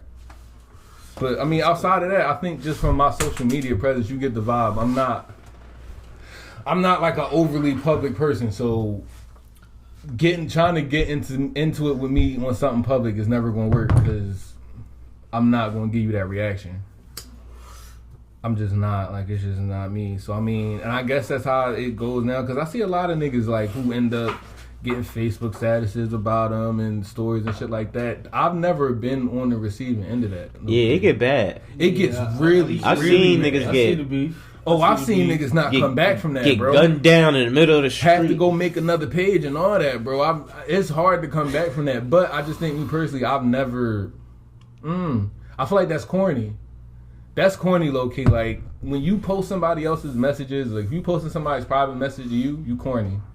Cause yeah, that's weird. That's weird as fuck. Why? Unless it's like no. I'm saying unless it's like some crime. Nah, or some shit. bro. Under no circumstances, bro, should you. If somebody texts me that, then take that to the cops, bro. But don't. Why are you posting somebody else's? Because he's a criminal. With you, bro, or text messages or shit like that. Like I feel like that's the. Yeah, I'm sorry. I feel like weird. I'm a left-handed guy. I feel like that's like the corniest shit though, low key. Like to post somebody else's messages and shit like that. Like, what are you doing? I don't know, but that's just me. Niggas post the wrong shit. I think that's where social media is at now, and that's why it's nasty. Post the wrong shit. What you mean? Like, I don't know. I feel like at this point you have social media that's like real, like, I don't want to say snobby, but like real buttoned up-ish. Like, oh, we doing this, everything is positive. Like they post shit like it's a highlight reel for them. I feel like that's what social media is now. Why would you want to tell other people you going through bad shit? I don't think it's that. I think honestly, and it's just me, if you one of them people who post everything, it's no way life is good all the time. So if you post everything, like when you make shit look like a highlight film, and that's what I feel like a lot of people's Instagram shit is now, it's just everything that's good. Everything that's going on good. It kind of like dehumanizes everybody. Because it's so like if we was to go through your page right shit. now, we would see a whole emotional... Nah, because I don't post a lot, period. But I'm saying for those who do, who are really active posters, it's like... that don't make sense. Bro, I'm telling you, it's like a facade out here. It's like, yo, you're not that happy. Niggas do that every day in real life, bro. You don't walk outside. You don't... Yeah, you don't let niggas know you sad. Yeah, bro. I'm saying, if you would have position where you share all your life with me, share it. Oh, share it. You feel half-assed on the internet, bro? Yeah, nah, like don't make you feel like you getting your money from everybody. Because, bro, if this social media and this what you doing, then do that. But some social media, when I had my Snapchat, it was my most private social media platform. Like, who you letting follow you? My close friends and family, only who you letting follow? Like, don't get me wrong, Snapchat, and that's when they'll see everybody. A lot. I will post a lot more. So you're a fan of the close friends feature, then? Of course, I'm in a lot of people's close friends. Hold it down forever. Just know if I'm in that green dot, you got a friend in me for life. But yeah, I'm in a lot of people's close friends. On Instagram, you could put people in your close friends and like they get private story. They get a story that nobody else can see and shit. Yeah. I love the close friends feature. Honestly, it's the shit. Only you can select out of your friends. Yeah, I think I got like. Say you got 1,000 followers. Oh, so your top 5? You want? It could be 50, it could be 50, 80, 100. Like I think I have had little MySpace. Yeah, I got like just a little 15, maybe 20 people in mine. Like okay, of just like in my close friends. Nah. Nah, it's not for niggas in there. That's what my close friends is for. It get wild there. It's not for niggas in there. You start throwing the hammer on the ground. Nah, the hammer. Bro, you used to go like OnlyFans. Bro. Nah, bro, you niggas can't make OnlyFans, bro. Dick pics is cheap. Like, dick pics is cheap as hell. You can't make no fortune off that. It's a dick. So yo, how do you think, because we married, but like you've been in a relationship, how do you think social media like affects like the relationship side of everything? Because if people use it this much every day, it depends on the person that you with. Like social media has added dynamic. Added a dynamic to relationships that wasn't there before. Mm-hmm. So now, like, if you're a person who don't post a lot, if you get a mate that does, that could potentially be a conflict. Like, yo, why are you posting everything? Why you got to like that bothers certain people, and other people like, yo, why don't you post me X, Y, and Z, shit like that. So it definitely creates a different dynamic. I don't know. It all depends on the person. Yeah, it depends on the person. Like whether or not they give a fuck. Like, and honestly, but I mean, I feel like, but people do. People do give a fuck, and that's the thing. Like, social media is so big now, and that's why I asked you, like, do you think that what you post, like, people make assumptions about you based off that? Because a lot of people do. They'll look at what you post and say, looking at my page, what's your assumptions about me? That you a family man, you Mr. Hustable. But that's because I know you, though. Mr. Hustable. You Mr. Both of y'all Mr. Hustable. It's okay. That's what it's supposed to be. That might as well be with the group chat. Might as well be renamed the Mr. Hustable niggas. That's all tight sweaters. Y'all Mr. Hustable. It's okay. Y'all some bacon cake niggas. I get what he trying to say.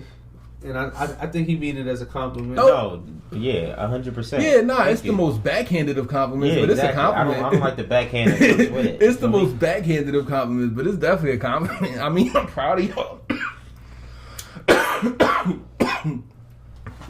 But y'all doing your things. I appreciate it. I can respect it.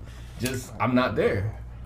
So how has social media, or has it directly affected your relationship? Any of your relationships at one point? It's been a talking point in all of them, each and every one of them. So I mean, it depends on the female. Like, I mean, I don't know, and it also depends on myself too. Like, how am I using my social media? If I'm using it as a negative tool, which sometimes, admittedly, I have, so it's caused problems in relationships, but. For the most part, I feel like it shouldn't. Like I said, a female is only going to do what she suspect that you already doing. So even on the opposite side, if you was a nigga and you felt like your girl's on Instagram wilding, it's only because you showed her like the lengths that you're willing to go to.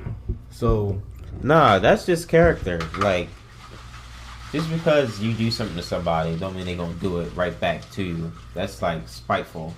Nah, some people just would rather not deal with the situation at all. I'm not saying it's like an out of spite thing. I'm saying that most relationships that I've seen, it's like a line that's set. Yeah. And whoever set said line at that point, wherever like you set it, the other person will do everything up until that line. So I feel like that's where social media is at in relationships. So if you in a relationship where somebody posts a lot of different shit, then it should kind of be fair game to do the same thing. What would be something on social media for you, Hank, that your girl posts that would be unacceptable? What or something that you would not like, or what would be a problem for social media for you on?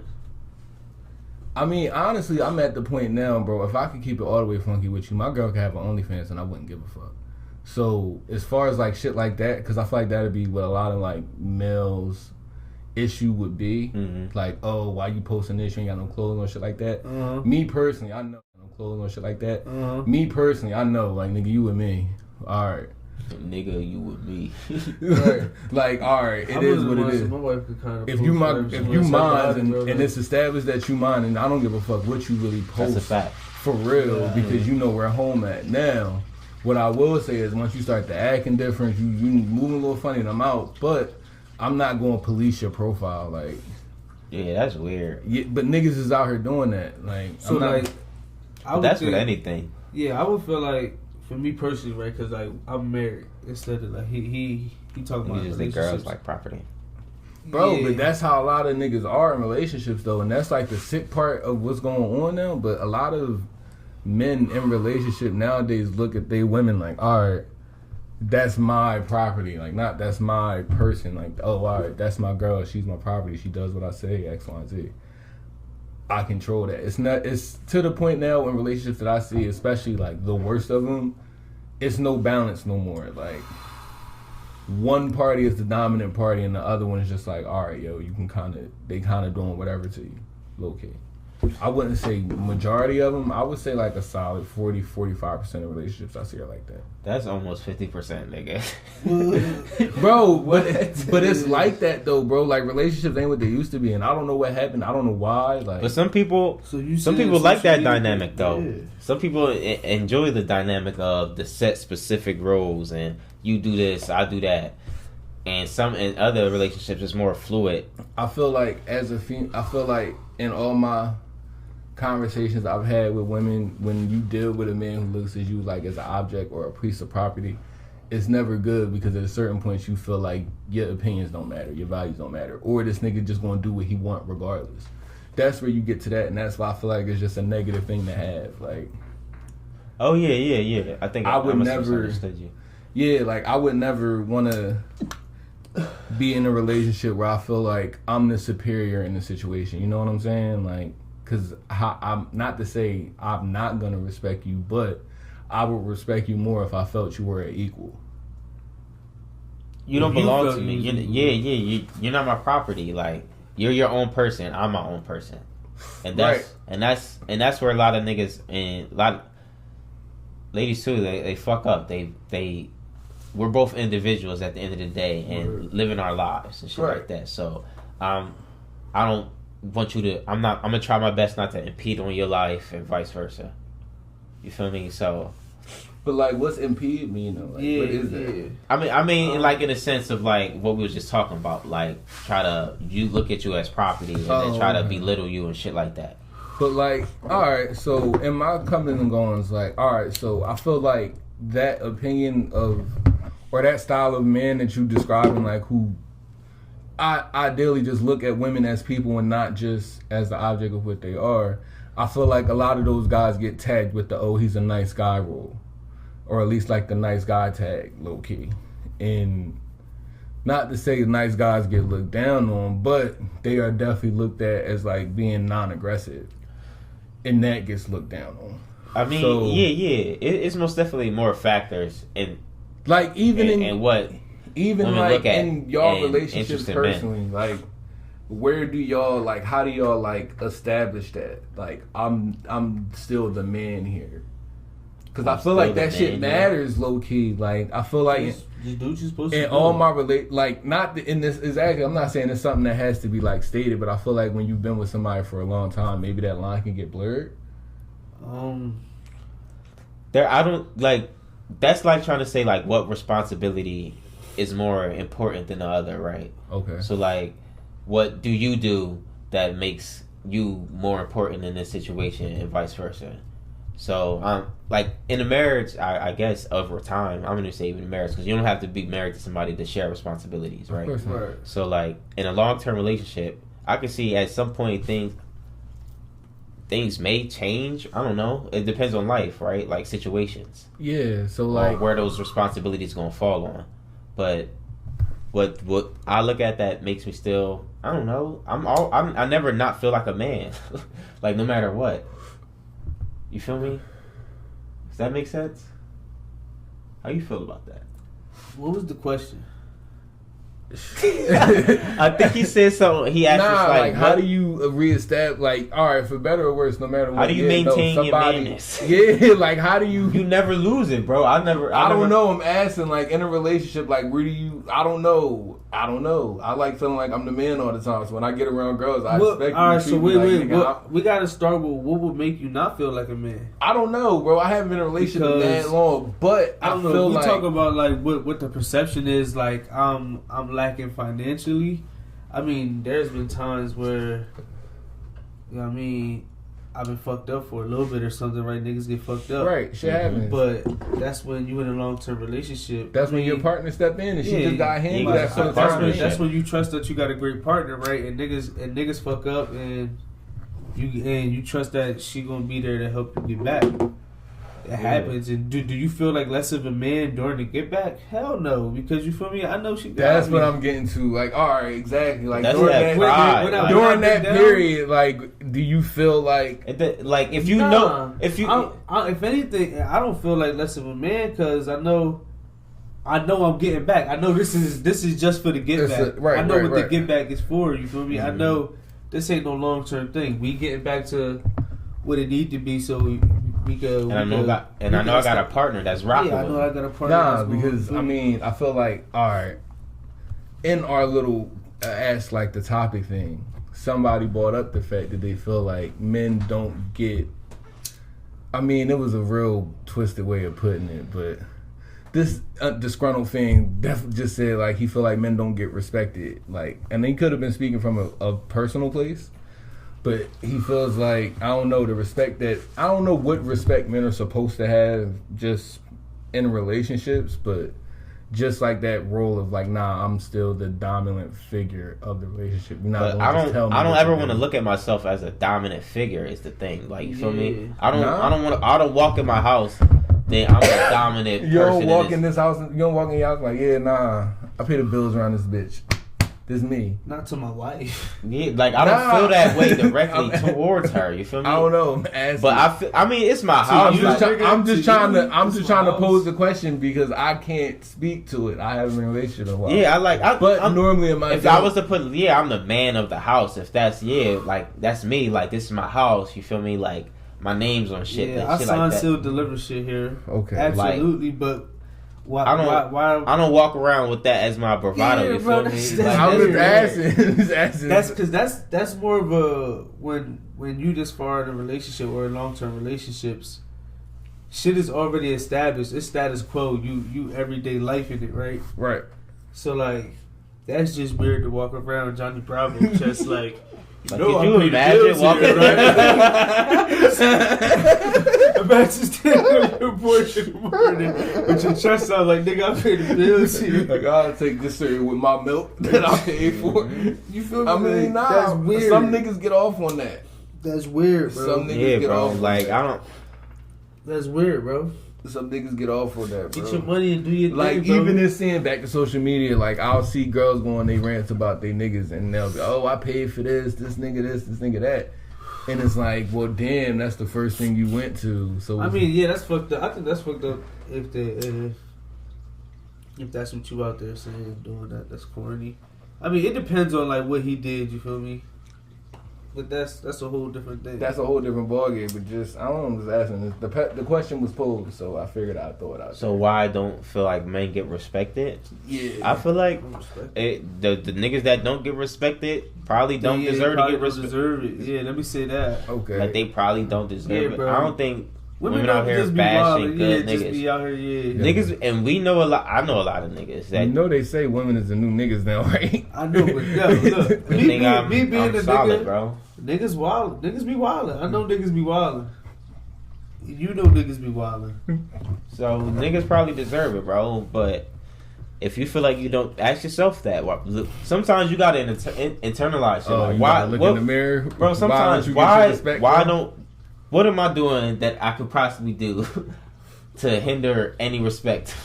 Yeah, like, You feel me? Am I wildin'? Am I wilding? Well, Maybe bro. I am wilding. You ask the goats, and that's what they say. You gotta look introspectively. It's your fault.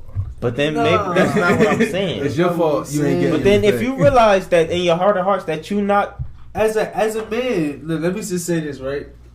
Do you openly disrespect niggas that you know you can't disrespect?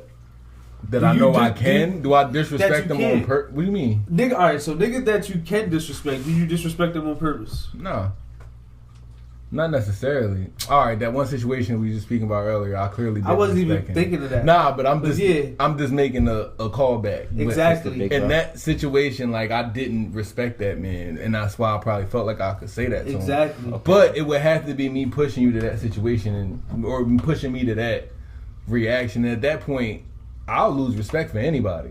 Not anybody, but if you push it far enough, then yeah, I'll probably say some disrespectful So shit. then that's why That's you just get disrespected. Because you allow yourself to be disrespected. okay. All right, you asked the goats, So man. That's I'm what feeling the like goats say. the final answer would be, nigga, if you feeling like you being disrespected, don't let that shit happen again. And don't be disrespected. Regardless of what it is, relationship, real life, anything. just stop the disrespect, bro. You want me Whatever to you stand gotta on do, it. just stop the disrespect. Yes, but you a man, stand on it. That was the last time you're gonna be disrespected. Okay, so That's the last time was the last Either time, change bro. your actions, Or keep getting disrespected, nigga. cause yeah, bro. I hope I'll never see one of y'all get shut up on the internet like that one day, bro. This Nah. nigga Hank ain't no good. Bro, when I tell you, honestly, it's some females that could do that to me right now, bro. And I praise God for them every day. Like, I don't deal with females that do that, though. But you just said it's some. It's So the other day we What was something like 4 or 5? Nah, I mean, don't get me wrong. Like 4 or 5. Nah, I mean, I thoroughly believe. Me personally, I thoroughly believe like everybody's, and it's like I tell people this all the time, but everybody's their hero in their own story. So if you ask a female like, "Oh, what was your dealings with Hank?" If she doesn't have a fond recollection of it, then yeah, nah, she gonna leave with all the bad shit. She, at the end of the day, I don't think there's nobody out here that wish no harm on me. Like everybody's cool with me still. So take that for what it's worth. They managed to somehow still follow me on everything. So clearly, clearly, like, you know what I'm saying. I don't. You ain't that bad. Right. I ain't that bad. I ain't blocked. It ain't that bad. Whatever I did, it wasn't that bad. You still got my number, right? So. You've been in a long-term relationship enough yourself, I had multiple. You feel me? So you could multiple. Give me insight. Have you ever felt like, as a man in the household, your status was being challenged? And how did you react when you felt like that was happening? If it was, I say I never felt like I've never been tested like that. I don't know why, bro. I don't know. I've never been like tested like that by women, like where it's like, oh, you wilding on me, you yelling at me, shit like that. I never had that, because for the most part, like I said, my vibe is just, yo, you can talk to me, like you don't gotta all that extra. I don't even raise my voice around women for real. So okay, that vibe in itself, most females not. Sometimes it's not even like an altercation, like. But I feel like that's the only place where that's the only place where like it would have to be something that I did wrong to you to make you feel like you would want to disrespect me like that. Because outside of that, you don't have a reason to. Like outside of in a moment of you being mad at me, even that, like I said, bro, like I see niggas out here getting their car windows bashed in, shit like that. Oh my goodness! So what's your answer? So what's your answer to the fan question in itself? An example like that, right? Getting your car bashed and shit like that, right? Honestly, bro, I don't get respected. What's your answer to? I feel like in situations like that, you only have yourself to blame, because what type of females are you dealing with? Like a girl will tell you she crazy, and if you choose to continue to deal with that, then that's on you.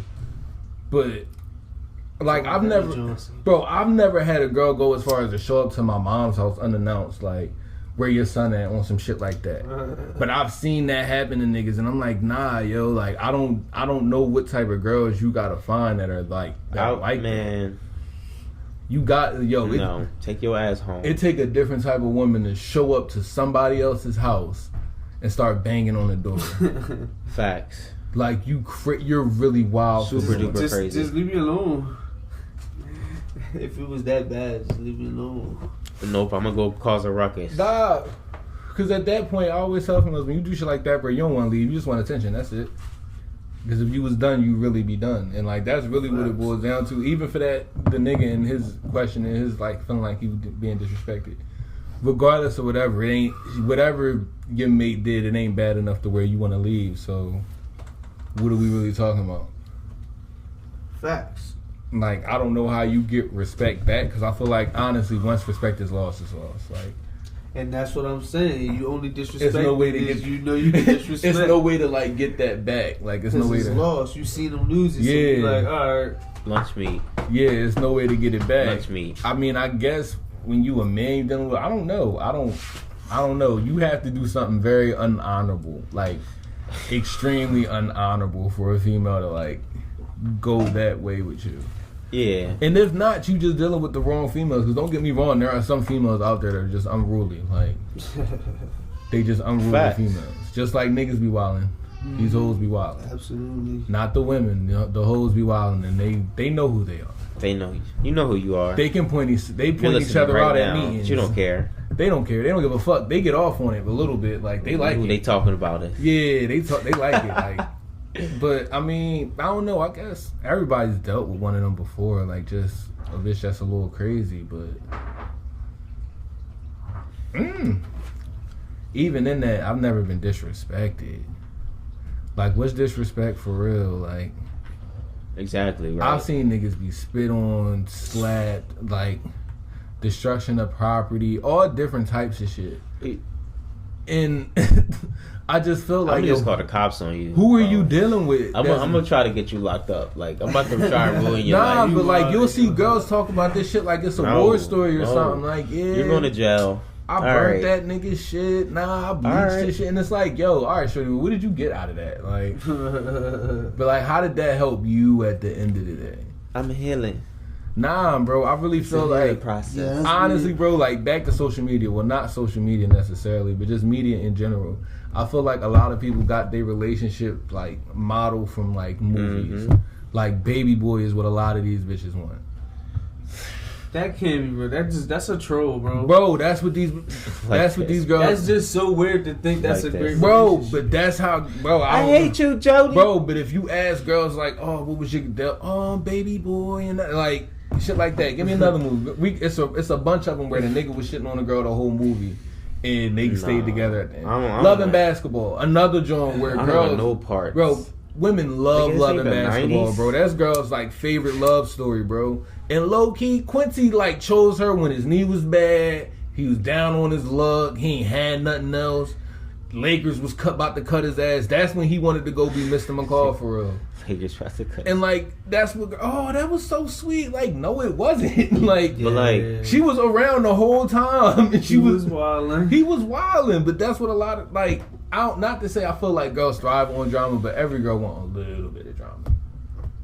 Cause I feel like I don't know, they just like it. I don't know. You don't want any drama? Nah. At this age, at where I'm at now, nah.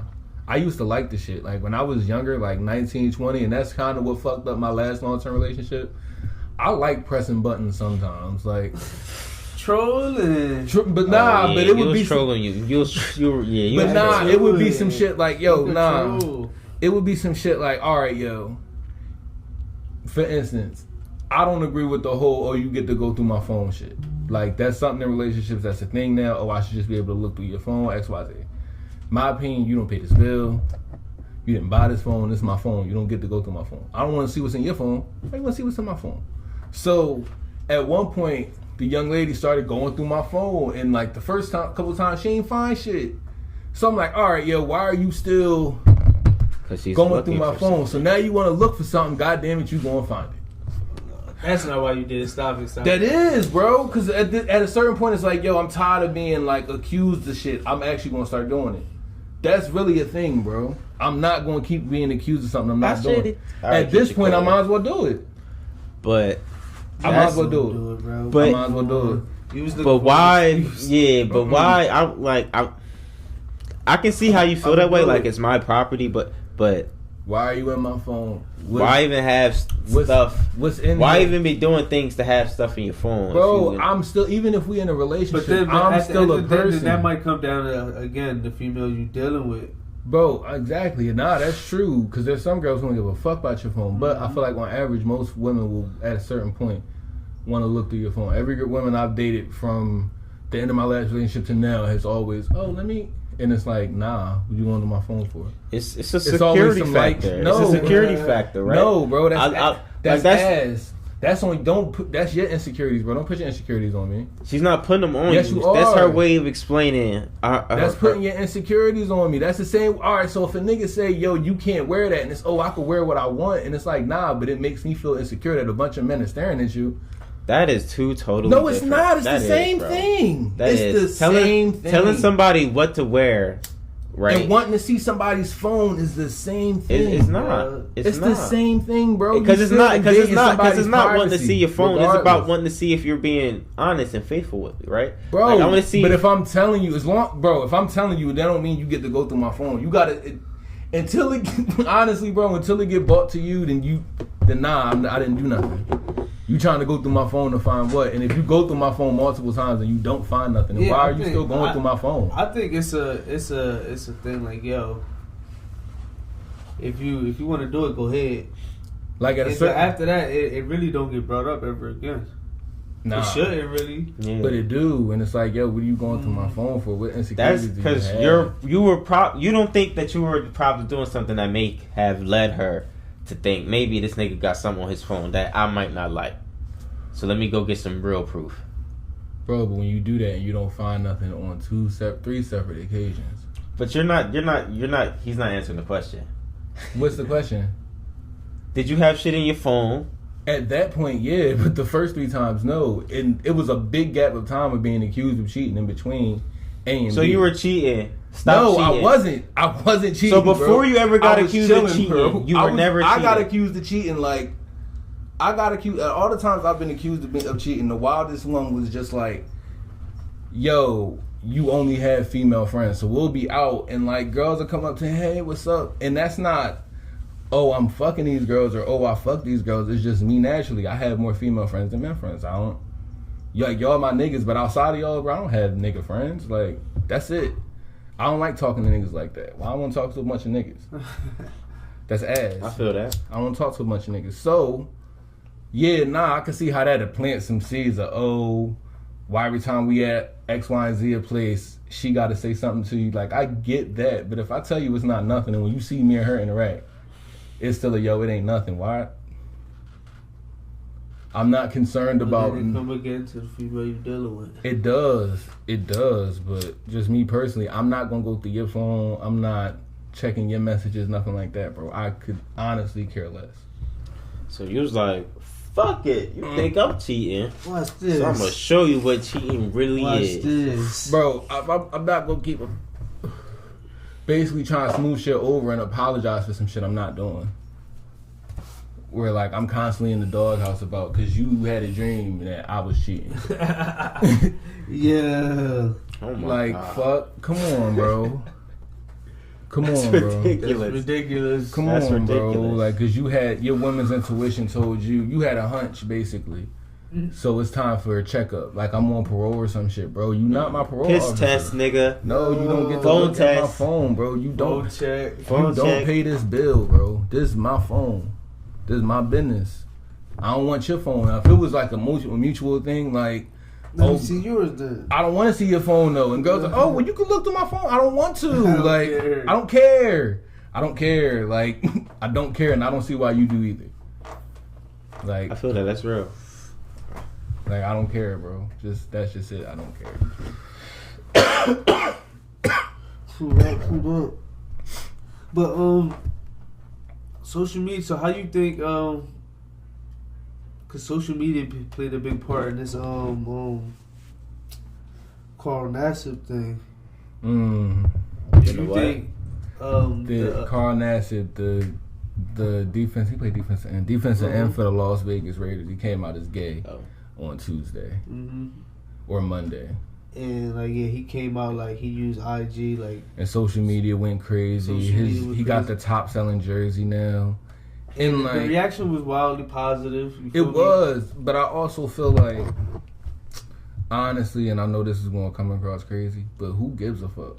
Like honestly, bro, we playing football. Nobody cares about who you going home to fuck at the end of the day. Like I feel that, and I think we all agree. But the reality is that's not what it is. Bro, I think People that's care. what society is now, though, bro. Nobody care. Like I feel like for the past, I say since when was Barack Obama elected originally? 2008. Since then, bro, for like the past 10 to 15 years. I'm gonna say something, bro. That sound like the same thing. That sound like privilege, bro. Why? What is that, straight privilege? That's straight privilege, bro. No, it's not, bro. Michael Sam just tried that shit not too long ago. Bro, and he still got his opportunity. They played him in preseason games, bro. He was sorry. He was trash. He was a 6-foot defensive end, bro. It wasn't going to work out for him. It wasn't. Nobody told him, oh, you can't play football because you gay. He didn't have the talent to do so. Do you think that affected his career? Anyway? Not in the slightest, bro. Not. If anything, that's what got him drafted. The fact that he came out before the draft and said that he was gay. He was defensive player of the year. Bro, in the SEC at Missouri, bro, that don't matter. SEC, dude, that's... Bro, the defensive player of the year in the SEC is always drafted. When they come from a powerhouse, bro, he went to Missouri. That was like the difference, bro. His film didn't look that great. He didn't test well at the combine neither, or his pro day. He ran slow and didn't lift well neither. So regardless. He slid down the draft board on his own. He wasn't a physical freak. It just is what it is. I mean, I get Carl Nassib and how the representation and you got to be able, and gay kids can like look up and say, oh, I can play a sport too. It's true. Social media matter to children way more than it matters to us. I feel like so you can't look at it that way. I feel like in 2006, I would agree with you, but bro, it's 2021, bro. It's globally, well, not globally, but in this country, it's widely accepted to be gay. Some people still get oppressed, bro. Bro, and so do I. Everybody gets oppressed. It's not. You're never gonna reach a way where everybody likes you. That's never gonna happen, bro. It's not about being liked, bro. It's about like being accepted. Bro, you're not gonna get that neither. Black people have been free since the 60s, so that means and we not accepted everywhere. So that means we shouldn't protest. Bro, but I'm saying at a certain point, it's like you trying to force everybody to like you or accept you. That's not what they're trying to do, bro. No, we're trying to force the same standard. Bro, and they have that at this point. They can get married. They can have kids. Everything they wanted by the book legally has happened, has it not? Okay, but that doesn't stop. That doesn't stop the representation. That's a real thing with social media. Social media, it matters, bro. If I can be completely honest, bro, I don't get the point of it mattering much if this young man is gay and he play football. That don't matter. So you don't think there's nobody out there that don't play football because they're like, I'm gay, I can't play football? If you love the sport that much, it shouldn't matter. But it does. It's been gay people. It's been closeted gay people in sports since the 70s, Why do I have to be closeted? Bro, if you're not comfortable coming out, that's on you. That's your choice. Bro, you've been in football locker rooms before, bro. I have been, bro. And some of the gayest shit I've ever seen has happened in locker rooms, bro. I've seen. And then you also been in high schools and seen how gay boys was treated. Imagine that in a locker room, bro. A bunch of alpha males running around, bro. But at the end of the day, I feel like football is the closest to what you get with what meritocracy is, bro. You work for what you get. So regardless of people picking on you for being gay, once the helmet and the shoulder pads come on, bro, everybody's just a player. That's what makes you nice, bro. Bro, it's a difference though. All right. So I feel like if you a gay football player, your biggest hurdle would be the ideal that people think you soft. Mm-hmm. You can prove that real quick. That's easy to prove. Nah, I'm not soft. But we understand. We understand they probably be accepted more amongst. Like I think that shit is overstated, bro. Like I said, with what happened over time and how in the past 10 or so years, homosexuality has become something that's for the most part accepted. Right. Now that could be us having a eastern or northeastern ideal about it. Us being in the northeast where like.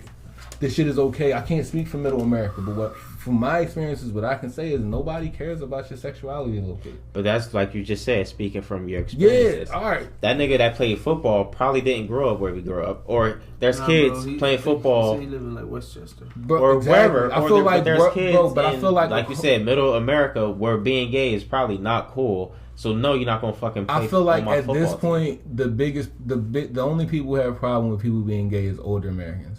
That's it. I feel like across the board. The biggest. But that's the same thing as saying that's the same thing as saying the only racist people is old white people. Because racism is a taught thing. I feel like what's going on with homosexuals now, honestly, like that's the same thing. Bro, it's they're both hatred, like bro. I said, you hate gay people, you hate black people.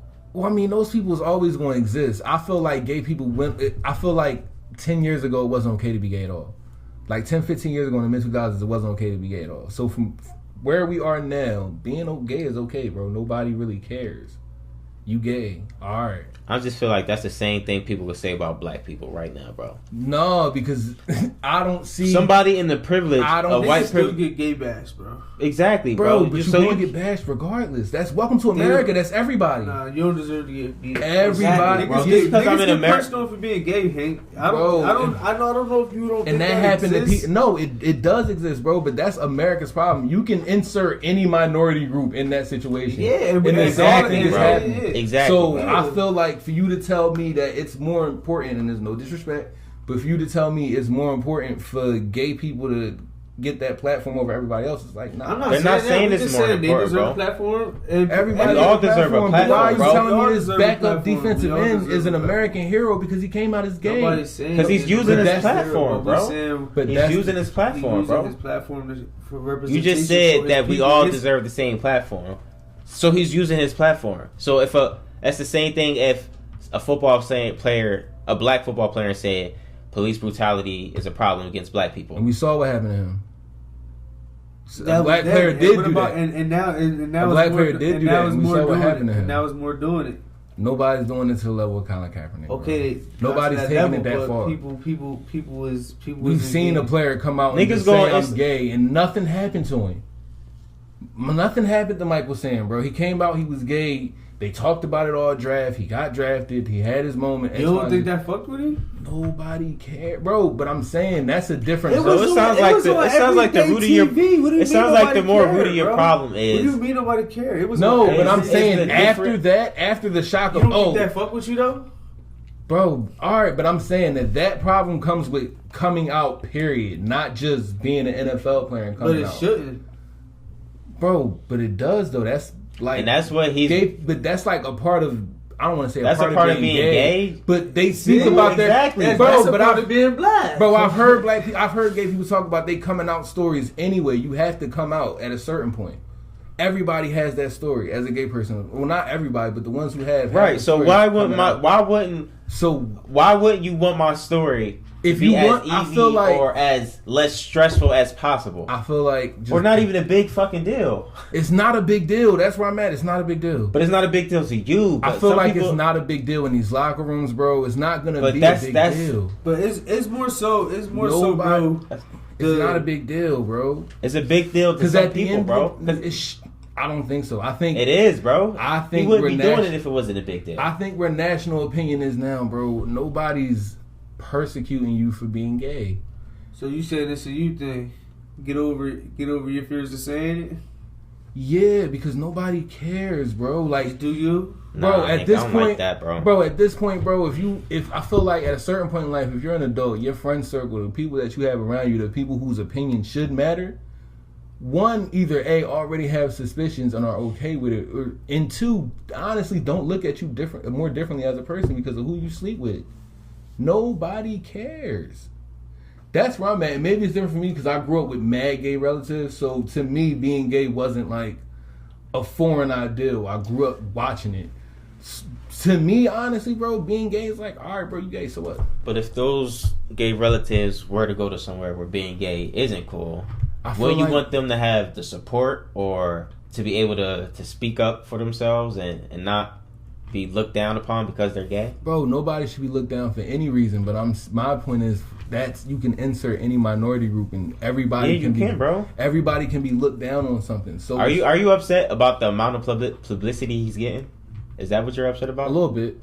That shit bothers me a little bit. Why is that? Because, bro, I feel like for what's going on in this country, I feel like every fucking time, it's time to do some shit for black people. Some other minority group gets inserted and they get the spotlight. And it's not about us no more.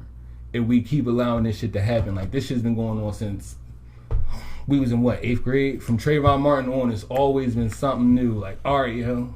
I agree. Take you all the way back. Take you all the way back. We even went to the point of, all right, we're going to do shit the right way. We're going to vote a politician in, and he going to care about us and do what he's supposed to do. And we did that with Barack. And Barack got in and did nothing for us. We watching the same thing happen with Joe. They gave us Juneteenth. That's it. I get that too, bro. But I think we can accomplish both. We don't have to. We don't have to say we don't care about you saying about you coming out. Black people first. We saying everybody deserves it. Exactly, but bro. I feel like us as black people, as a minority group, I feel like we should know how it feels to be ostracized. So I feel like I'm with you. I feel like that's. But I'm still gonna care about black people's problems. I feel me caring about gay people problems is me not caring about black people problems, and me caring about black people problems is me not caring about other people's problems. Nah, I'm not saying that it is. What I'm saying is, in this country, what get addressed is what people yell at the most. And every time we decide to share our platform with another issue, that issue supersedes us every single time. Every time. And quite frankly, and it might come off as like bashing towards this gay man and what he doing. I'm saying I don't care. I don't hate him because he gay. I just don't personally care. But I feel like, all right, what are we doing for us though? Like, that's more on us. Then no, but I feel like it's all that's the game, and we keep falling for it. We keep we going to do all the political shit right, and we going to get everybody to talk about us nationally, and then when it's time for the rubber to meet the road and for shit to actually start happening, it don't happen. Why don't it happen? Because it's always some other case or some other issue that come up that supersede us, and it's like, all right. So what help them? What would need to happen then for you to? For me personally, I would need this administration to start doing some of the things that they promised us last year. Like black people being a priority and our issues being an issue. They talked about policing, and that hasn't changed one bit. They talked about changing laws. They legalized marijuana in certain states, but that's it. And people were still sitting in jail for that same issue, most of which are black. And all of these niggas things is still on probation. Niggas is still on parole, over marijuana-based charges. I just had to pay out the ass to get marijuana charges scrubbed off my record, and the shit is legal now. So with all that being said, what's happened in any this administration specifically, what has happened that black people can be satisfied with? Juneteenth? A holiday that we never really celebrated anyway. Yeah, bro. The shit that was closed was like government buildings, the IRS. Everything White people got the day off. Bro, no, and I mean like niggas was still working. My hope is White that people got the day off. My only hope at this point is that with them passing the Juneteenth, that is them saying, all right, we're gonna have a conversation about slavery. Because if you're gonna dedicate a holiday to the freedom of slavery, you gotta the freedom of slavery, then now we have to start having this conversation about what slavery was, how it continued after slavery was over, all the way up until the 80s, the 90s, the mid 2000s. Yeah, what's going on let's talk about it. And until that conversation is had, I'm sorry, but I don't have any care for any other minority group because I'm black first, regardless. And I feel like that's what everybody. I feel like a lot of black people need to. Yo, you black first, regardless of whatever, you black. Our issues got to be our issues. We can't keep allowing shit to supersede us. We keep putting people in position to do stuff for us, and we don't get nothing. So we just let it happen. So I agree with some of the things you say. Is like as far as, you know what I mean, being black first. Like, man, that's me every day, all day. Like, I'm a black man first. You know what I mean?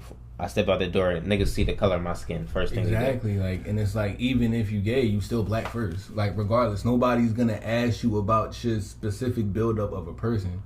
They're gonna judge you off of the fact that you look how you look. Nobody looks gay. Nobody looks straight.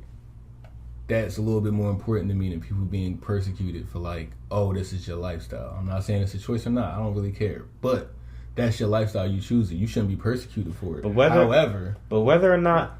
I shouldn't be persecuted anyway. Like, whether or not I'm choosing this lifestyle, or whether or not it's a lifestyle or the color of my skin, I still have the right to fight against. Yeah, whether I'm talking about the national stage, period. Like, that's what moves shit in this country, bro. And shit's not gonna get better for us until the national conversation consistently is us. What's going on with us? But it's But that's what every minority group can say, bro. But every minority group eventually gets a piece of paper, a legislation of some sort in their favor, except for us. Bro, I 100% feel what you're saying. It's like no other way around it. And at this point, it's bigger than crimes. They passed that bill immediately, bro. They Stop Asian Hate trended on Twitter for 2 weeks. They got a piece of legislation. I agree, bro. 10 but years, it's bigger than bro. Just, at this point, it's bigger than just public headlines. That's bro, what makes things and what makes laws changes. Bro. But this ain't about laws. This ain't about laws. This is just about being treated equally amongst your peers. That's it. That's it. And I feel like every other minority group, when they stand up and they ask for shit, they get what they want and they move on, except for us. And every time we keep letting niggas bump in front of us in the line, and every time we ask for shit, we get a half measure on this, half measure on that. I agree with that. So at what point do we have to start being unapologetic about our shit and saying, nah, I hear you got issues, but listen. But I'm never going to want to be in a position where if someone needs help, I'm never not going to want to help them because I feel like my problems are, unless I'm dying and shit like that. Like we are. What else you need to say? I'm talking about in the physical sense, bro. But we are dying in the physical sense, and nothing happens, bro. At every angle, this country keep telling us they don't give a fuck about us wanting to be black. They care about us when it's time to use our numbers or use our money. That's it. But nobody cares about us as people. And this ideal that, we get the everybody's issue matters too. Nah, fuck their issues right quick. Let's deal with my issues. In the past 10 years, I watched gay people get the right to get married. I watched them get the right to adopt kids, file taxes together, all this different shit. What have we gotten? Juneteenth. To stop Asian hate shit. I watched that shit pop off, no problem. They got a piece of paper signed. Get my niggas out of jail. Who else? Man. Who else? You want to keep going down? All that shit that happened with Trump and the DACA shit and how they felt bad for the immigrants. As soon as his administration left, they started reversing all that shit to get these people right. What happens? I agree with that, but I'm just saying it's bigger than what you're saying. The public stage, bro. Yes, that is what makes these things change. He's saying that's great. That's what pushes the wheel, bro. I agree with him. He's saying it's great, right? They got their legislation, and yes, things are happening to you that's wrong. But he's saying that type of exposure is niggas in jail. This niggas dying, bro. And nobody cares, bro. You talking about you need representation for being a gay white football player. At the end of the day, you being a football player is more about your abilities as a football player than you being gay. Yeah. It's great. It really don't even matter. Nobody cares. I agree. But at the same time, I do understand. You have hurdles like everybody else. But at the end of the day, I still understand the reality, though, that there are children who need that representation. Because we could talk about it, even flip the coin on our black children need a representation in different areas of just in life, you feel me? From the business world to every career aspect, just knowing that you can do this and do that. And he just saying the same thing.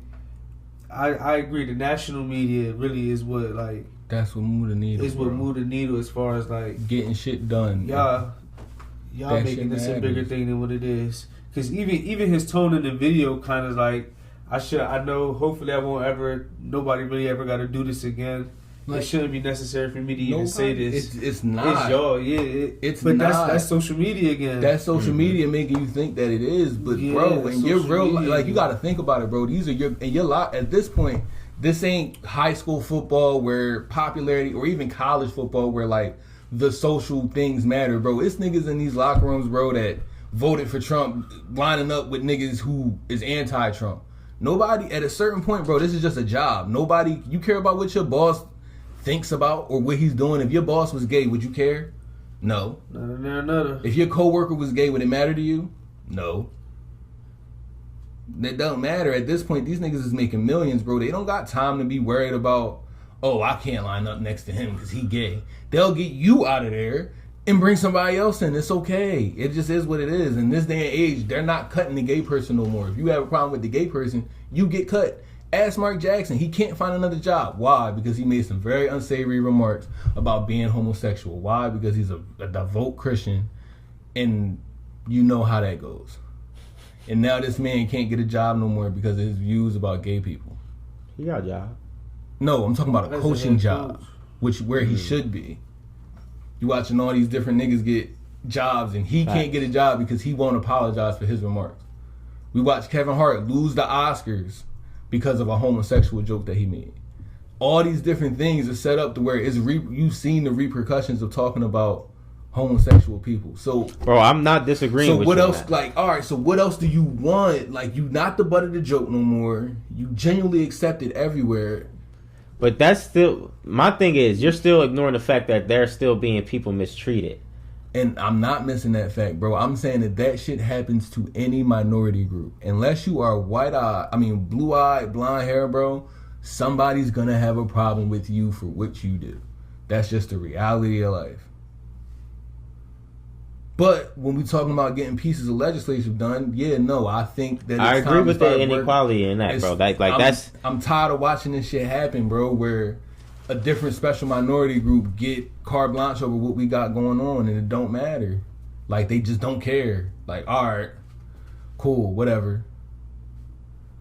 The shit is cool. They gave us Juneteenth, took a knee on the Capitol, and called it a fucking day. They didn't sign the George Floyd bill into action. Get my niggas They out of not. jail. They denying any form of reparations that we trying to get passed through in law. They denying that shit left and right. Fucked up. They not giving funding to the HBCUs like they said they was going to. At what point is it like, all right, fam, what are we asking for? Like, what do y'all like? We keep volunteering our vote. Like, all right, yo, yeah, you can have it. We fuck with you. Kamala Harris, yeah, AKA, yeah, sis. And then, but that's my point when I'm saying like it's like even like when we do have the public stage, like Black Lives Matter at one point was the biggest thing on the fucking planet, right? Everybody marching down the street, protest, the biggest protest ever, right? The public stage, shit like that. Even when we had the platform, shit wasn't getting done. That's what I mean by the public, the national platform. It's not the end all be all. It's the systems and shit like that. But I feel like it's all partially on us for allowing the narrative to shift away from what our demands, needs, and wants are. Like, it's not I feel like it's. Don't get me wrong. It's partially our problem too. Like, we have to find a way to make our shit stated, because when all these other special groups get their attention, we want this.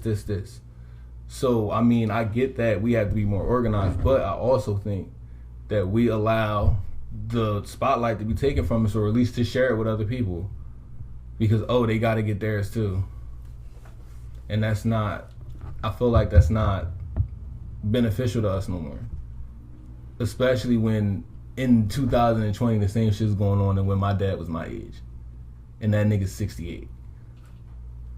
So for the same shit to be happening 40 years later, and we keep rallying and doing everything they say do. Oh, go vote. Your vote matters. X, Y, and Z. And every time we get somebody in there, it's like, all right, we'll give you a pity coin. That's what I'm saying, bro. Take that and call it a day. But when shit like this happen, ain't nobody talking about. So what do we do, bro? I think we should highlight what needs to continue being done. Like, for example, college basketball allowing these niggas to get paid to get paid now off their name. And they should have been doing that though. That's not what they did. That is something. Nah, that's exactly what they did. Exactly the Supreme Court, they took Supreme Court. They took it all the way to the Supreme Court. And that was for them to get paid in school benefits and academic. That was allowing them to get paid for work, study, all that different shit, bro. That's not their name and likeness. That's a step to getting their name and likeness. Nah, they got the name and likeness shit. They got probably a different case. They gonna take that to the Supreme Court too. They got it. But that's probably they got that. Cool, good for them. Bro. But even in what I've seen and about how they able to get paid off that, you gotta think about it.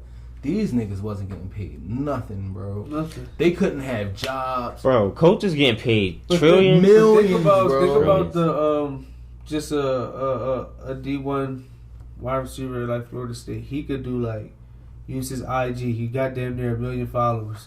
And do $20 ad postings on his story all day and make $10,000. And make bank. And make bank. Just for posting. And they not allowing these kids to do that. That was foul. And that was directly affecting the college black athletes, because that majority of football players is black, and while they're playing football, it's impossible to get a job. It's impossible to have an income. It's not impossible, bro. Like, it's literally written in the rules, bro. You can't. Yeah, it's true. But I mean, and then you just don't have the time to get a job. Much less the time. Much less if you wanted to sacrifice the time. This is your time. The rules say, nah, this your job. And your payment is what? An education that, when you think about it, you're not finishing anyway. You just here so you can go to the league. That's it. Mm-hmm. Some of you, that's cool. Some of you, at least. Most of them, bro. Let's be clear, bro. 85% of D1 scholarship athletes. Oh, we speaking D1. I was thinking college. I'm talking D1 because they're the closest to the league, and that's what this affects most. This don't do shit for a D2 nigga, a D3. At all. It don't do nothing for them. They could get jobs, but the D1 athletes, this makes a hell of a difference, bro. Mm-hmm.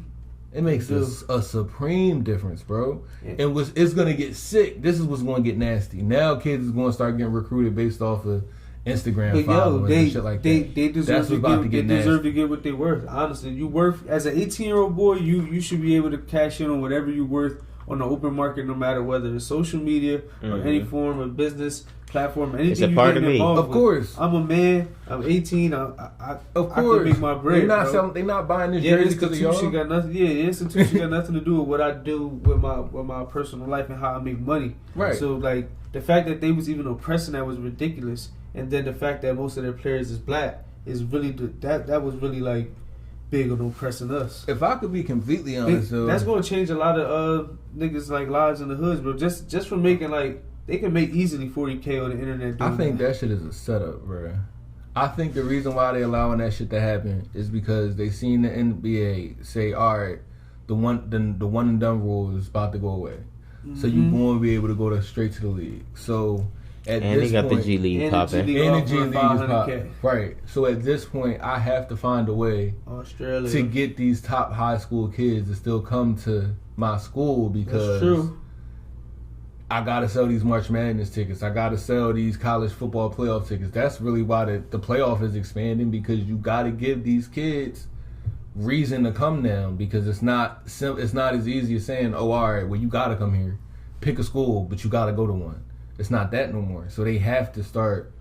Oh yeah, the competition for the young talent has most definitely made it. Oh, it's definitely different. So I think that's what's forcing the NCAA's hand. It's honestly, I think the NCAA won't be around much longer because they can't keep up financially. Yeah, they're gonna give up too much bread. Yeah, you giving up too much bread to run, and at a certain point, the schools that make up the conferences is gonna look like, yo, we make more money on our own. We can organize the schedule on our own. We don't need the umbrella of the NCAA over us. We don't need that. We the Pac-12. We alright. We the Big Ten. We okay. Like so. I think it's dark days for the NCAA ahead because not only are you not getting the same talent, like a LaMelo Ball wasn't in March Madness last year. You know what I'm saying? Like shit like now that. You got even this year, Jalen Green going into this year's draft, Jonathan Kuminga. Right. All these players is like, oh yeah, well nah, you not getting the most talent no more.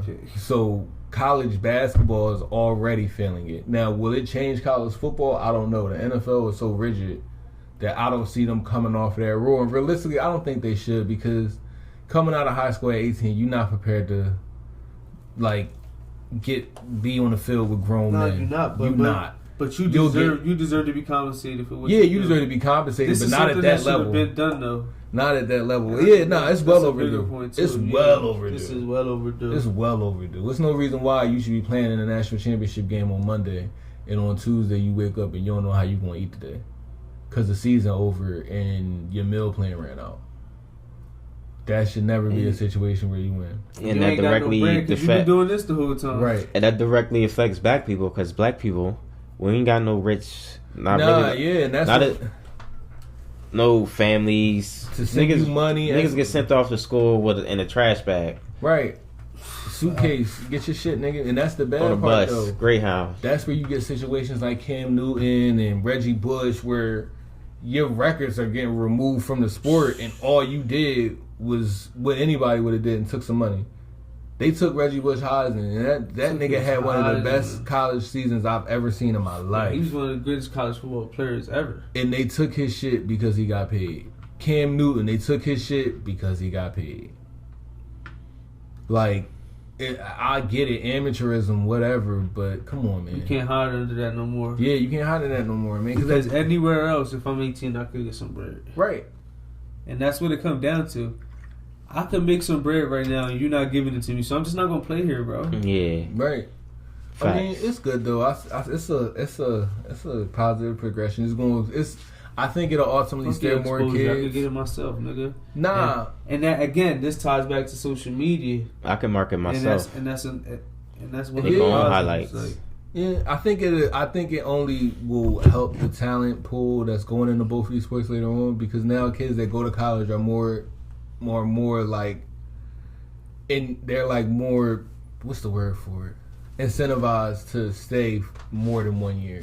Because you're getting paid. If you already made the decision to go, that means you know you wasn't good enough to go from high school. So rather than going to G League and deal with that rat race, go to college, get your name up. Fan questions. Fan questions. I got them screenshot. I had them right here. Okay, we did the respect thing. Do we want to give out the names for the fans? Nah, we're not gonna give up. We're gonna keep them. First name, last initial. Nah, they gonna know who they are when they hear the question. I feel like. I mean, that should be a perk of getting your question answered. Like, they see your name on the thing. I don't know what you think. Ask the fans. All right. We'll see you next time. I feel like we get better questions if they like anonymous. Yeah, I think so too. We'll get way better questions that way. So, one was like, "What's your dream job?" Okay. Anybody? I thought you said one. I was waiting for that was just the one. We're just gonna start there. What's your dream job? Shit, nigga, my dream job is no job, residual income. You feel me? Talk to him. My dream job is wake up, lay it down. Is this like a dream job? Money, like you like some fantasy fake shit, like, an astronaut or something like. Yeah, I guess like whatever your mind could live on the moon. Moon farmer. No, not like that. Now you getting my dream job. You said dream, bro. Anything happen in a dream. Who dreams of a job? Nah, but like, what would you? All right, so even with that, what would your like sources of income be? How would I make money? It would have to be, bro. The economy. That's how white people make money. Like a stock trader. Shit. So, yeah, because that's basically what you telling me. Warren Buffett. No, I would. Yeah, I would want to get into stocks. I want to get into real estate. Want to get into maybe some type of form of having my own business. That's where all the bread at, bro. What business would you open? We'll see. It depends what type of where I make my money at. Does your dream job only involve finances? My dream job. What you mean only involve finances? Like, is that your? Because you say all like money only shit, about the money. I mean, is it all about the money? Absolutely, bro. It's all about making the most money that I can make within without like really having to with the least amount of effort. Nah, not with the least amount of effort, bro. But being the most efficient, bro. If I'm going to make money, and this is. Look down the list of all the richest people in the world, bro. It's people who capitalize on the economies that they live in. But a lot of these niggas got jobs. Not really. A lot of these niggas be like CEOs of stuff. Like, they got jobs. CEOs of a company, yeah, but they don't really. So what do they do? Their job is that your dream job? Like being a CEO. All right, so if I had to, like, what am I gonna hitch my wagon to? Yeah, like, what would your business be? Like, what is your dream job? You want to own businesses? What would your business be? We all want to get rich. We all want to get rich. That's a given. I want to get rich too. I would say the most. What do I hitch my wagon? Okay. I guess the easiest, or what I've been looking into the most, is probably real estate. Like, that's the best way to make money. Flip houses. When you own land, you own property, you can make money, bro. And it ain't even. It could be from buying properties and renting them. It could be from buying hot properties and flipping them. It could be from buying properties and just renting them out as party spaces or whatever. All different types of shit. That's when you start owning land in this country, you can start making money. So you want to do stuff in like real estate? Okay. You want to be a farmer? That's what. That's what you got to say. Be a farmer. Go back to the roots. If farming get me rich, bro, fuck it, I'll farm. Okay. What would yours be? My dream job? Like my dream job? Your dream job.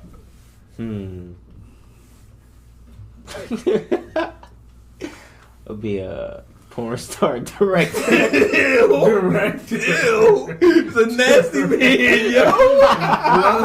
Yo, you're a nasty man, bro. Say no. Nah. Let's run with that real quick. Let's see where that goes. Like, so you want to hold the camera, or you want to be behind the camera? Nah, behind the scene. Like, yo, hit it like this. Like, but like in the make sure you like in the you gotta 70s, pound that like when the pass me my line. So you want to do coke? Like, okay. You don't need that aesthetic going on. A lot of fur. This nigga going to judge me for Amsterdam, but he want to do coke at porn sets. That'll be my dream job. Where's my line at? Line break. Nah. If you want to do coke, just say that. Go ahead, Hank. What's your dream? Nah. That's it. Oh man, it's gonna be hard to top that one. Honestly, bro, my dream job would be this, bro. Like, if we could figure out a way to like get rich doing this, okay. That's a business too. This would be like my dream job, to get paid to talk shit with my niggas for 2-3 hours a day. You wouldn't want to get paid to fuck? Are you recruiting me? Are you recruiting me, sir? No, I'm saying like you heard about me in these streets. Okay. That came out. Yo, you really ambitious. I said that. Well, I appreciate the offer. I'm flattered. Dreams do come true, baby. He immediately started Come to the Dream Factory, baby. I need a talent. I need talent. Come to the Dream Factory. Don't call it the Dream Factory. The Dream Factory. Call it We that. make dreams come true, baby. Hey, you gonna be the lead talent at the Dream Factory? The pay right. Tough, bro. Ooh, Not hate, but the gotta Dream talk about Factory. script. Yeah, we gotta talk. We gotta talk numbers. Because it sounds like he open to it now. We gotta talk numbers. It sounds like he open to it now. But this would definitely be my dream job. But we could figure out a way, and this would be like a good origin story too. We doing this shit in the basement right now. It just turned into like millions. When? Somehow, some way. When? By tomorrow. You know. I wonder how that's gonna be. So who gonna switch up first? Oh, it's most definitely gonna be you. Me? No, it's not, bro. It's definitely gonna be Who Mr. gonna switch up first? Cause we can't switch up on our families. You got no ties. Bro, Yeah, y'all bro. can switch up on your family. We got sons, bro. Come on, That's bro. cousins. Yeah, Our bro, sons I'm not is gonna cousins, switch up bro. on. Switch up first. It's gonna be I ain't you. never gonna leave Brandon, bro. All right, what do you imagine my I mean, switch up being? You switch up. Yeah, we getting money now. What's my switch up? Oh, you gonna start most definitely coming later, Okay. popping up late to the party. Okay. I don't know, but you go get real Hollywood Hank. I'm gonna get Hollywood Hank. I'm gonna show up with sunglasses on and all that. Yeah, shit. you gonna be the nigga with sunglasses on Oh, okay. I'm gonna get over your real Hank. glasses. Over your real. That's gonna be That's the only you. way. You'll be too cool, too I'll be cool. too cool. The hive gonna be real buzzing at the time. You got events afterwards. David I got Ruffin. it. Hank gonna be the first solo act. Oh, I'm Eddie Kane. Okay. I got a spin spinoff, huh? Hank most definitely getting the first spinoff. The Hank Hive. The Hank Hive. From day one. So no hard feelings though. I don't think it's gonna be. I'm gonna respect the game. I'm So respect who the you game. think is gonna be? It's gonna be Mr. Tyler Perry over there. Young Stick. He gonna have different productions and shit going. Insert some white people on the production team. Bro, he gonna write us off because he need more bread. Easy. And the dude, he gonna Joe Button us, nigga. Oh, That's what Stick gonna do to us, bro. We worry him I share all all. my statistics. Bro, he about to Joe Button us, bro. It's I happening. share all the statistics. It's gonna happen, bro. It's gonna be Stick. Oh yeah, y'all real replaceable. Right.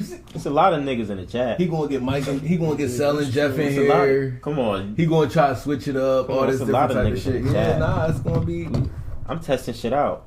Stick Button Stick over in the here. goats. Bro, it's gonna be Stick Button Stick in over the goat. here. And the Godettes. I see it now. It's definitely gonna be Stop Tyler it. Perry. Nah. Definitely.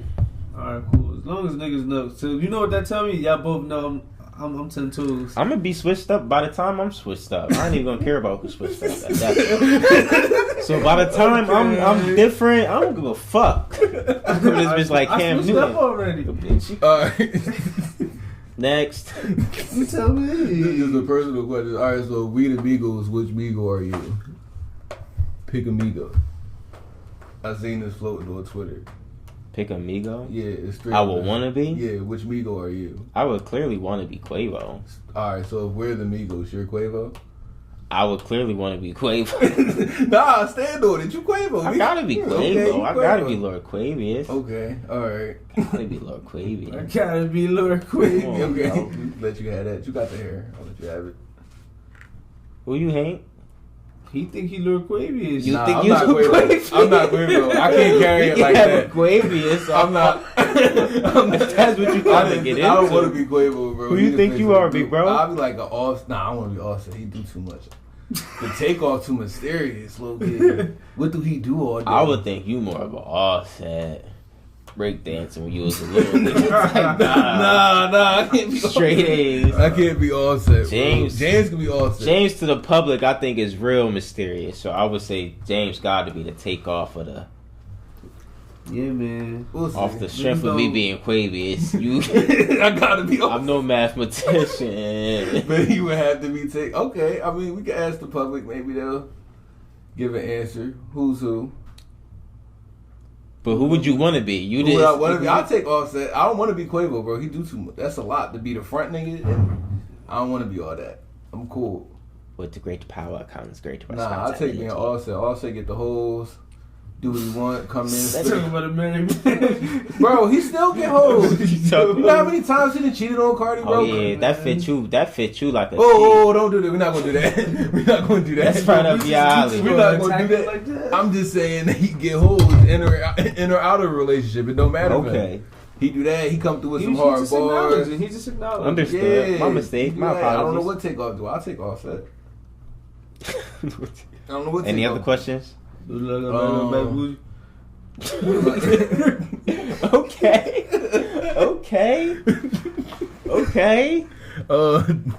Nothing funny. All serious shit. Like, who's your male role model?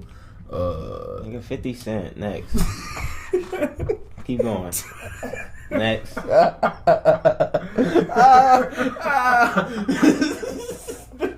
50 Cent. Not 50 Cent. Why 50, bro? I already told this story, bro. No, First time I heard He it. said next question. Yeah, next question. 50 Nigga, 50 Cent. Say no more. What else do these niggas ask? Who was y'all role models growing? Oh, you already gave me 50 Cent. I think that's it. That's all the ones I'm gonna read off. Cause the other ones is just mad serious. Make sure y'all send these questions in, cause you may get answered or you may not. Serious, bro. Mad serious. Like tips for investing and shit. Tips like for that. investing. Buy black.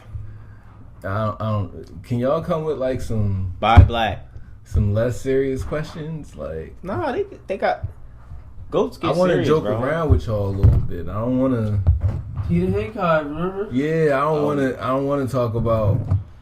Oh, you don't want to divulge secret information. No, it's not even the secret information, bro. I just want. We can have fun. We don't gotta be serious all the time. Niggas want us to deep dive into our innermost feelings. We'll get there. Who did you grow up? Who did you look We'll up have to Dr. when you Ayala on the show at one point. Like, who did you grow up looking up to? Like, what's your thoughts on manhood? I thought on man. Right, it has to be some real introspective questions. Like, I just want to maybe one day. Let's But shoot this shit a little just bit. make sure y'all send them questions in. Yeah, lighten up a little bit, man. Don't be so down in the question section. Yeah, but I'm good. Like I love a back booty. We gotta make a photo. We do gotta take a picture. We That's man, shit is in the works. I'm excited for y'all. The shit we have coming up, we are really excited to be sharing with y'all moving forward. Right. We can do this on the way out. This could be the outro. This could be the outro topic. What we got coming up? We want to leak some stuff? We'll leak some stuff. So we're gonna say I don't think it's the best for last, but in a couple of weeks what we were alluding to earlier was financials and talking money. It's a big thing. So we're gonna have a show when we talk financials, get some special guests on the show. I know y'all enjoy talking to us three, hearing us three talk, but it wouldn't be the GOAT chat, GOAT talk if we didn't have other GOATs on the show, of course. Listen, man, we got insightful niggas. What else we got coming in the market? And something I'm personally excited for is we're gonna have some ladies on the show. It's gonna change it up a little bit. It's gonna be really exciting. Different perspectives, different point of views on a lot of different stuff. So if y'all want to send any questions regarding that type of things, right? Any questions for the ladies, any financials, that type of stuff, send us some questions. Right. We got something big coming this summer. Ooh, yeah. So we do have something big coming this summer. We ain't gonna give up too much. But we got something coming this summer. We just want to make sure that we always showing our appreciation to everyone that's out there listening, and we want to do something to make sure we give back to those who are giving up the time and just want to show our appreciation. So that's what we're going to do. We definitely got something. So just know that you will be appreciated. It's coming this summer. Make sure you follow us because that's where the information will be dropped at. Yeah.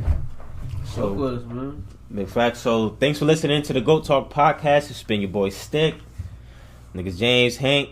See you in the next one. Peace.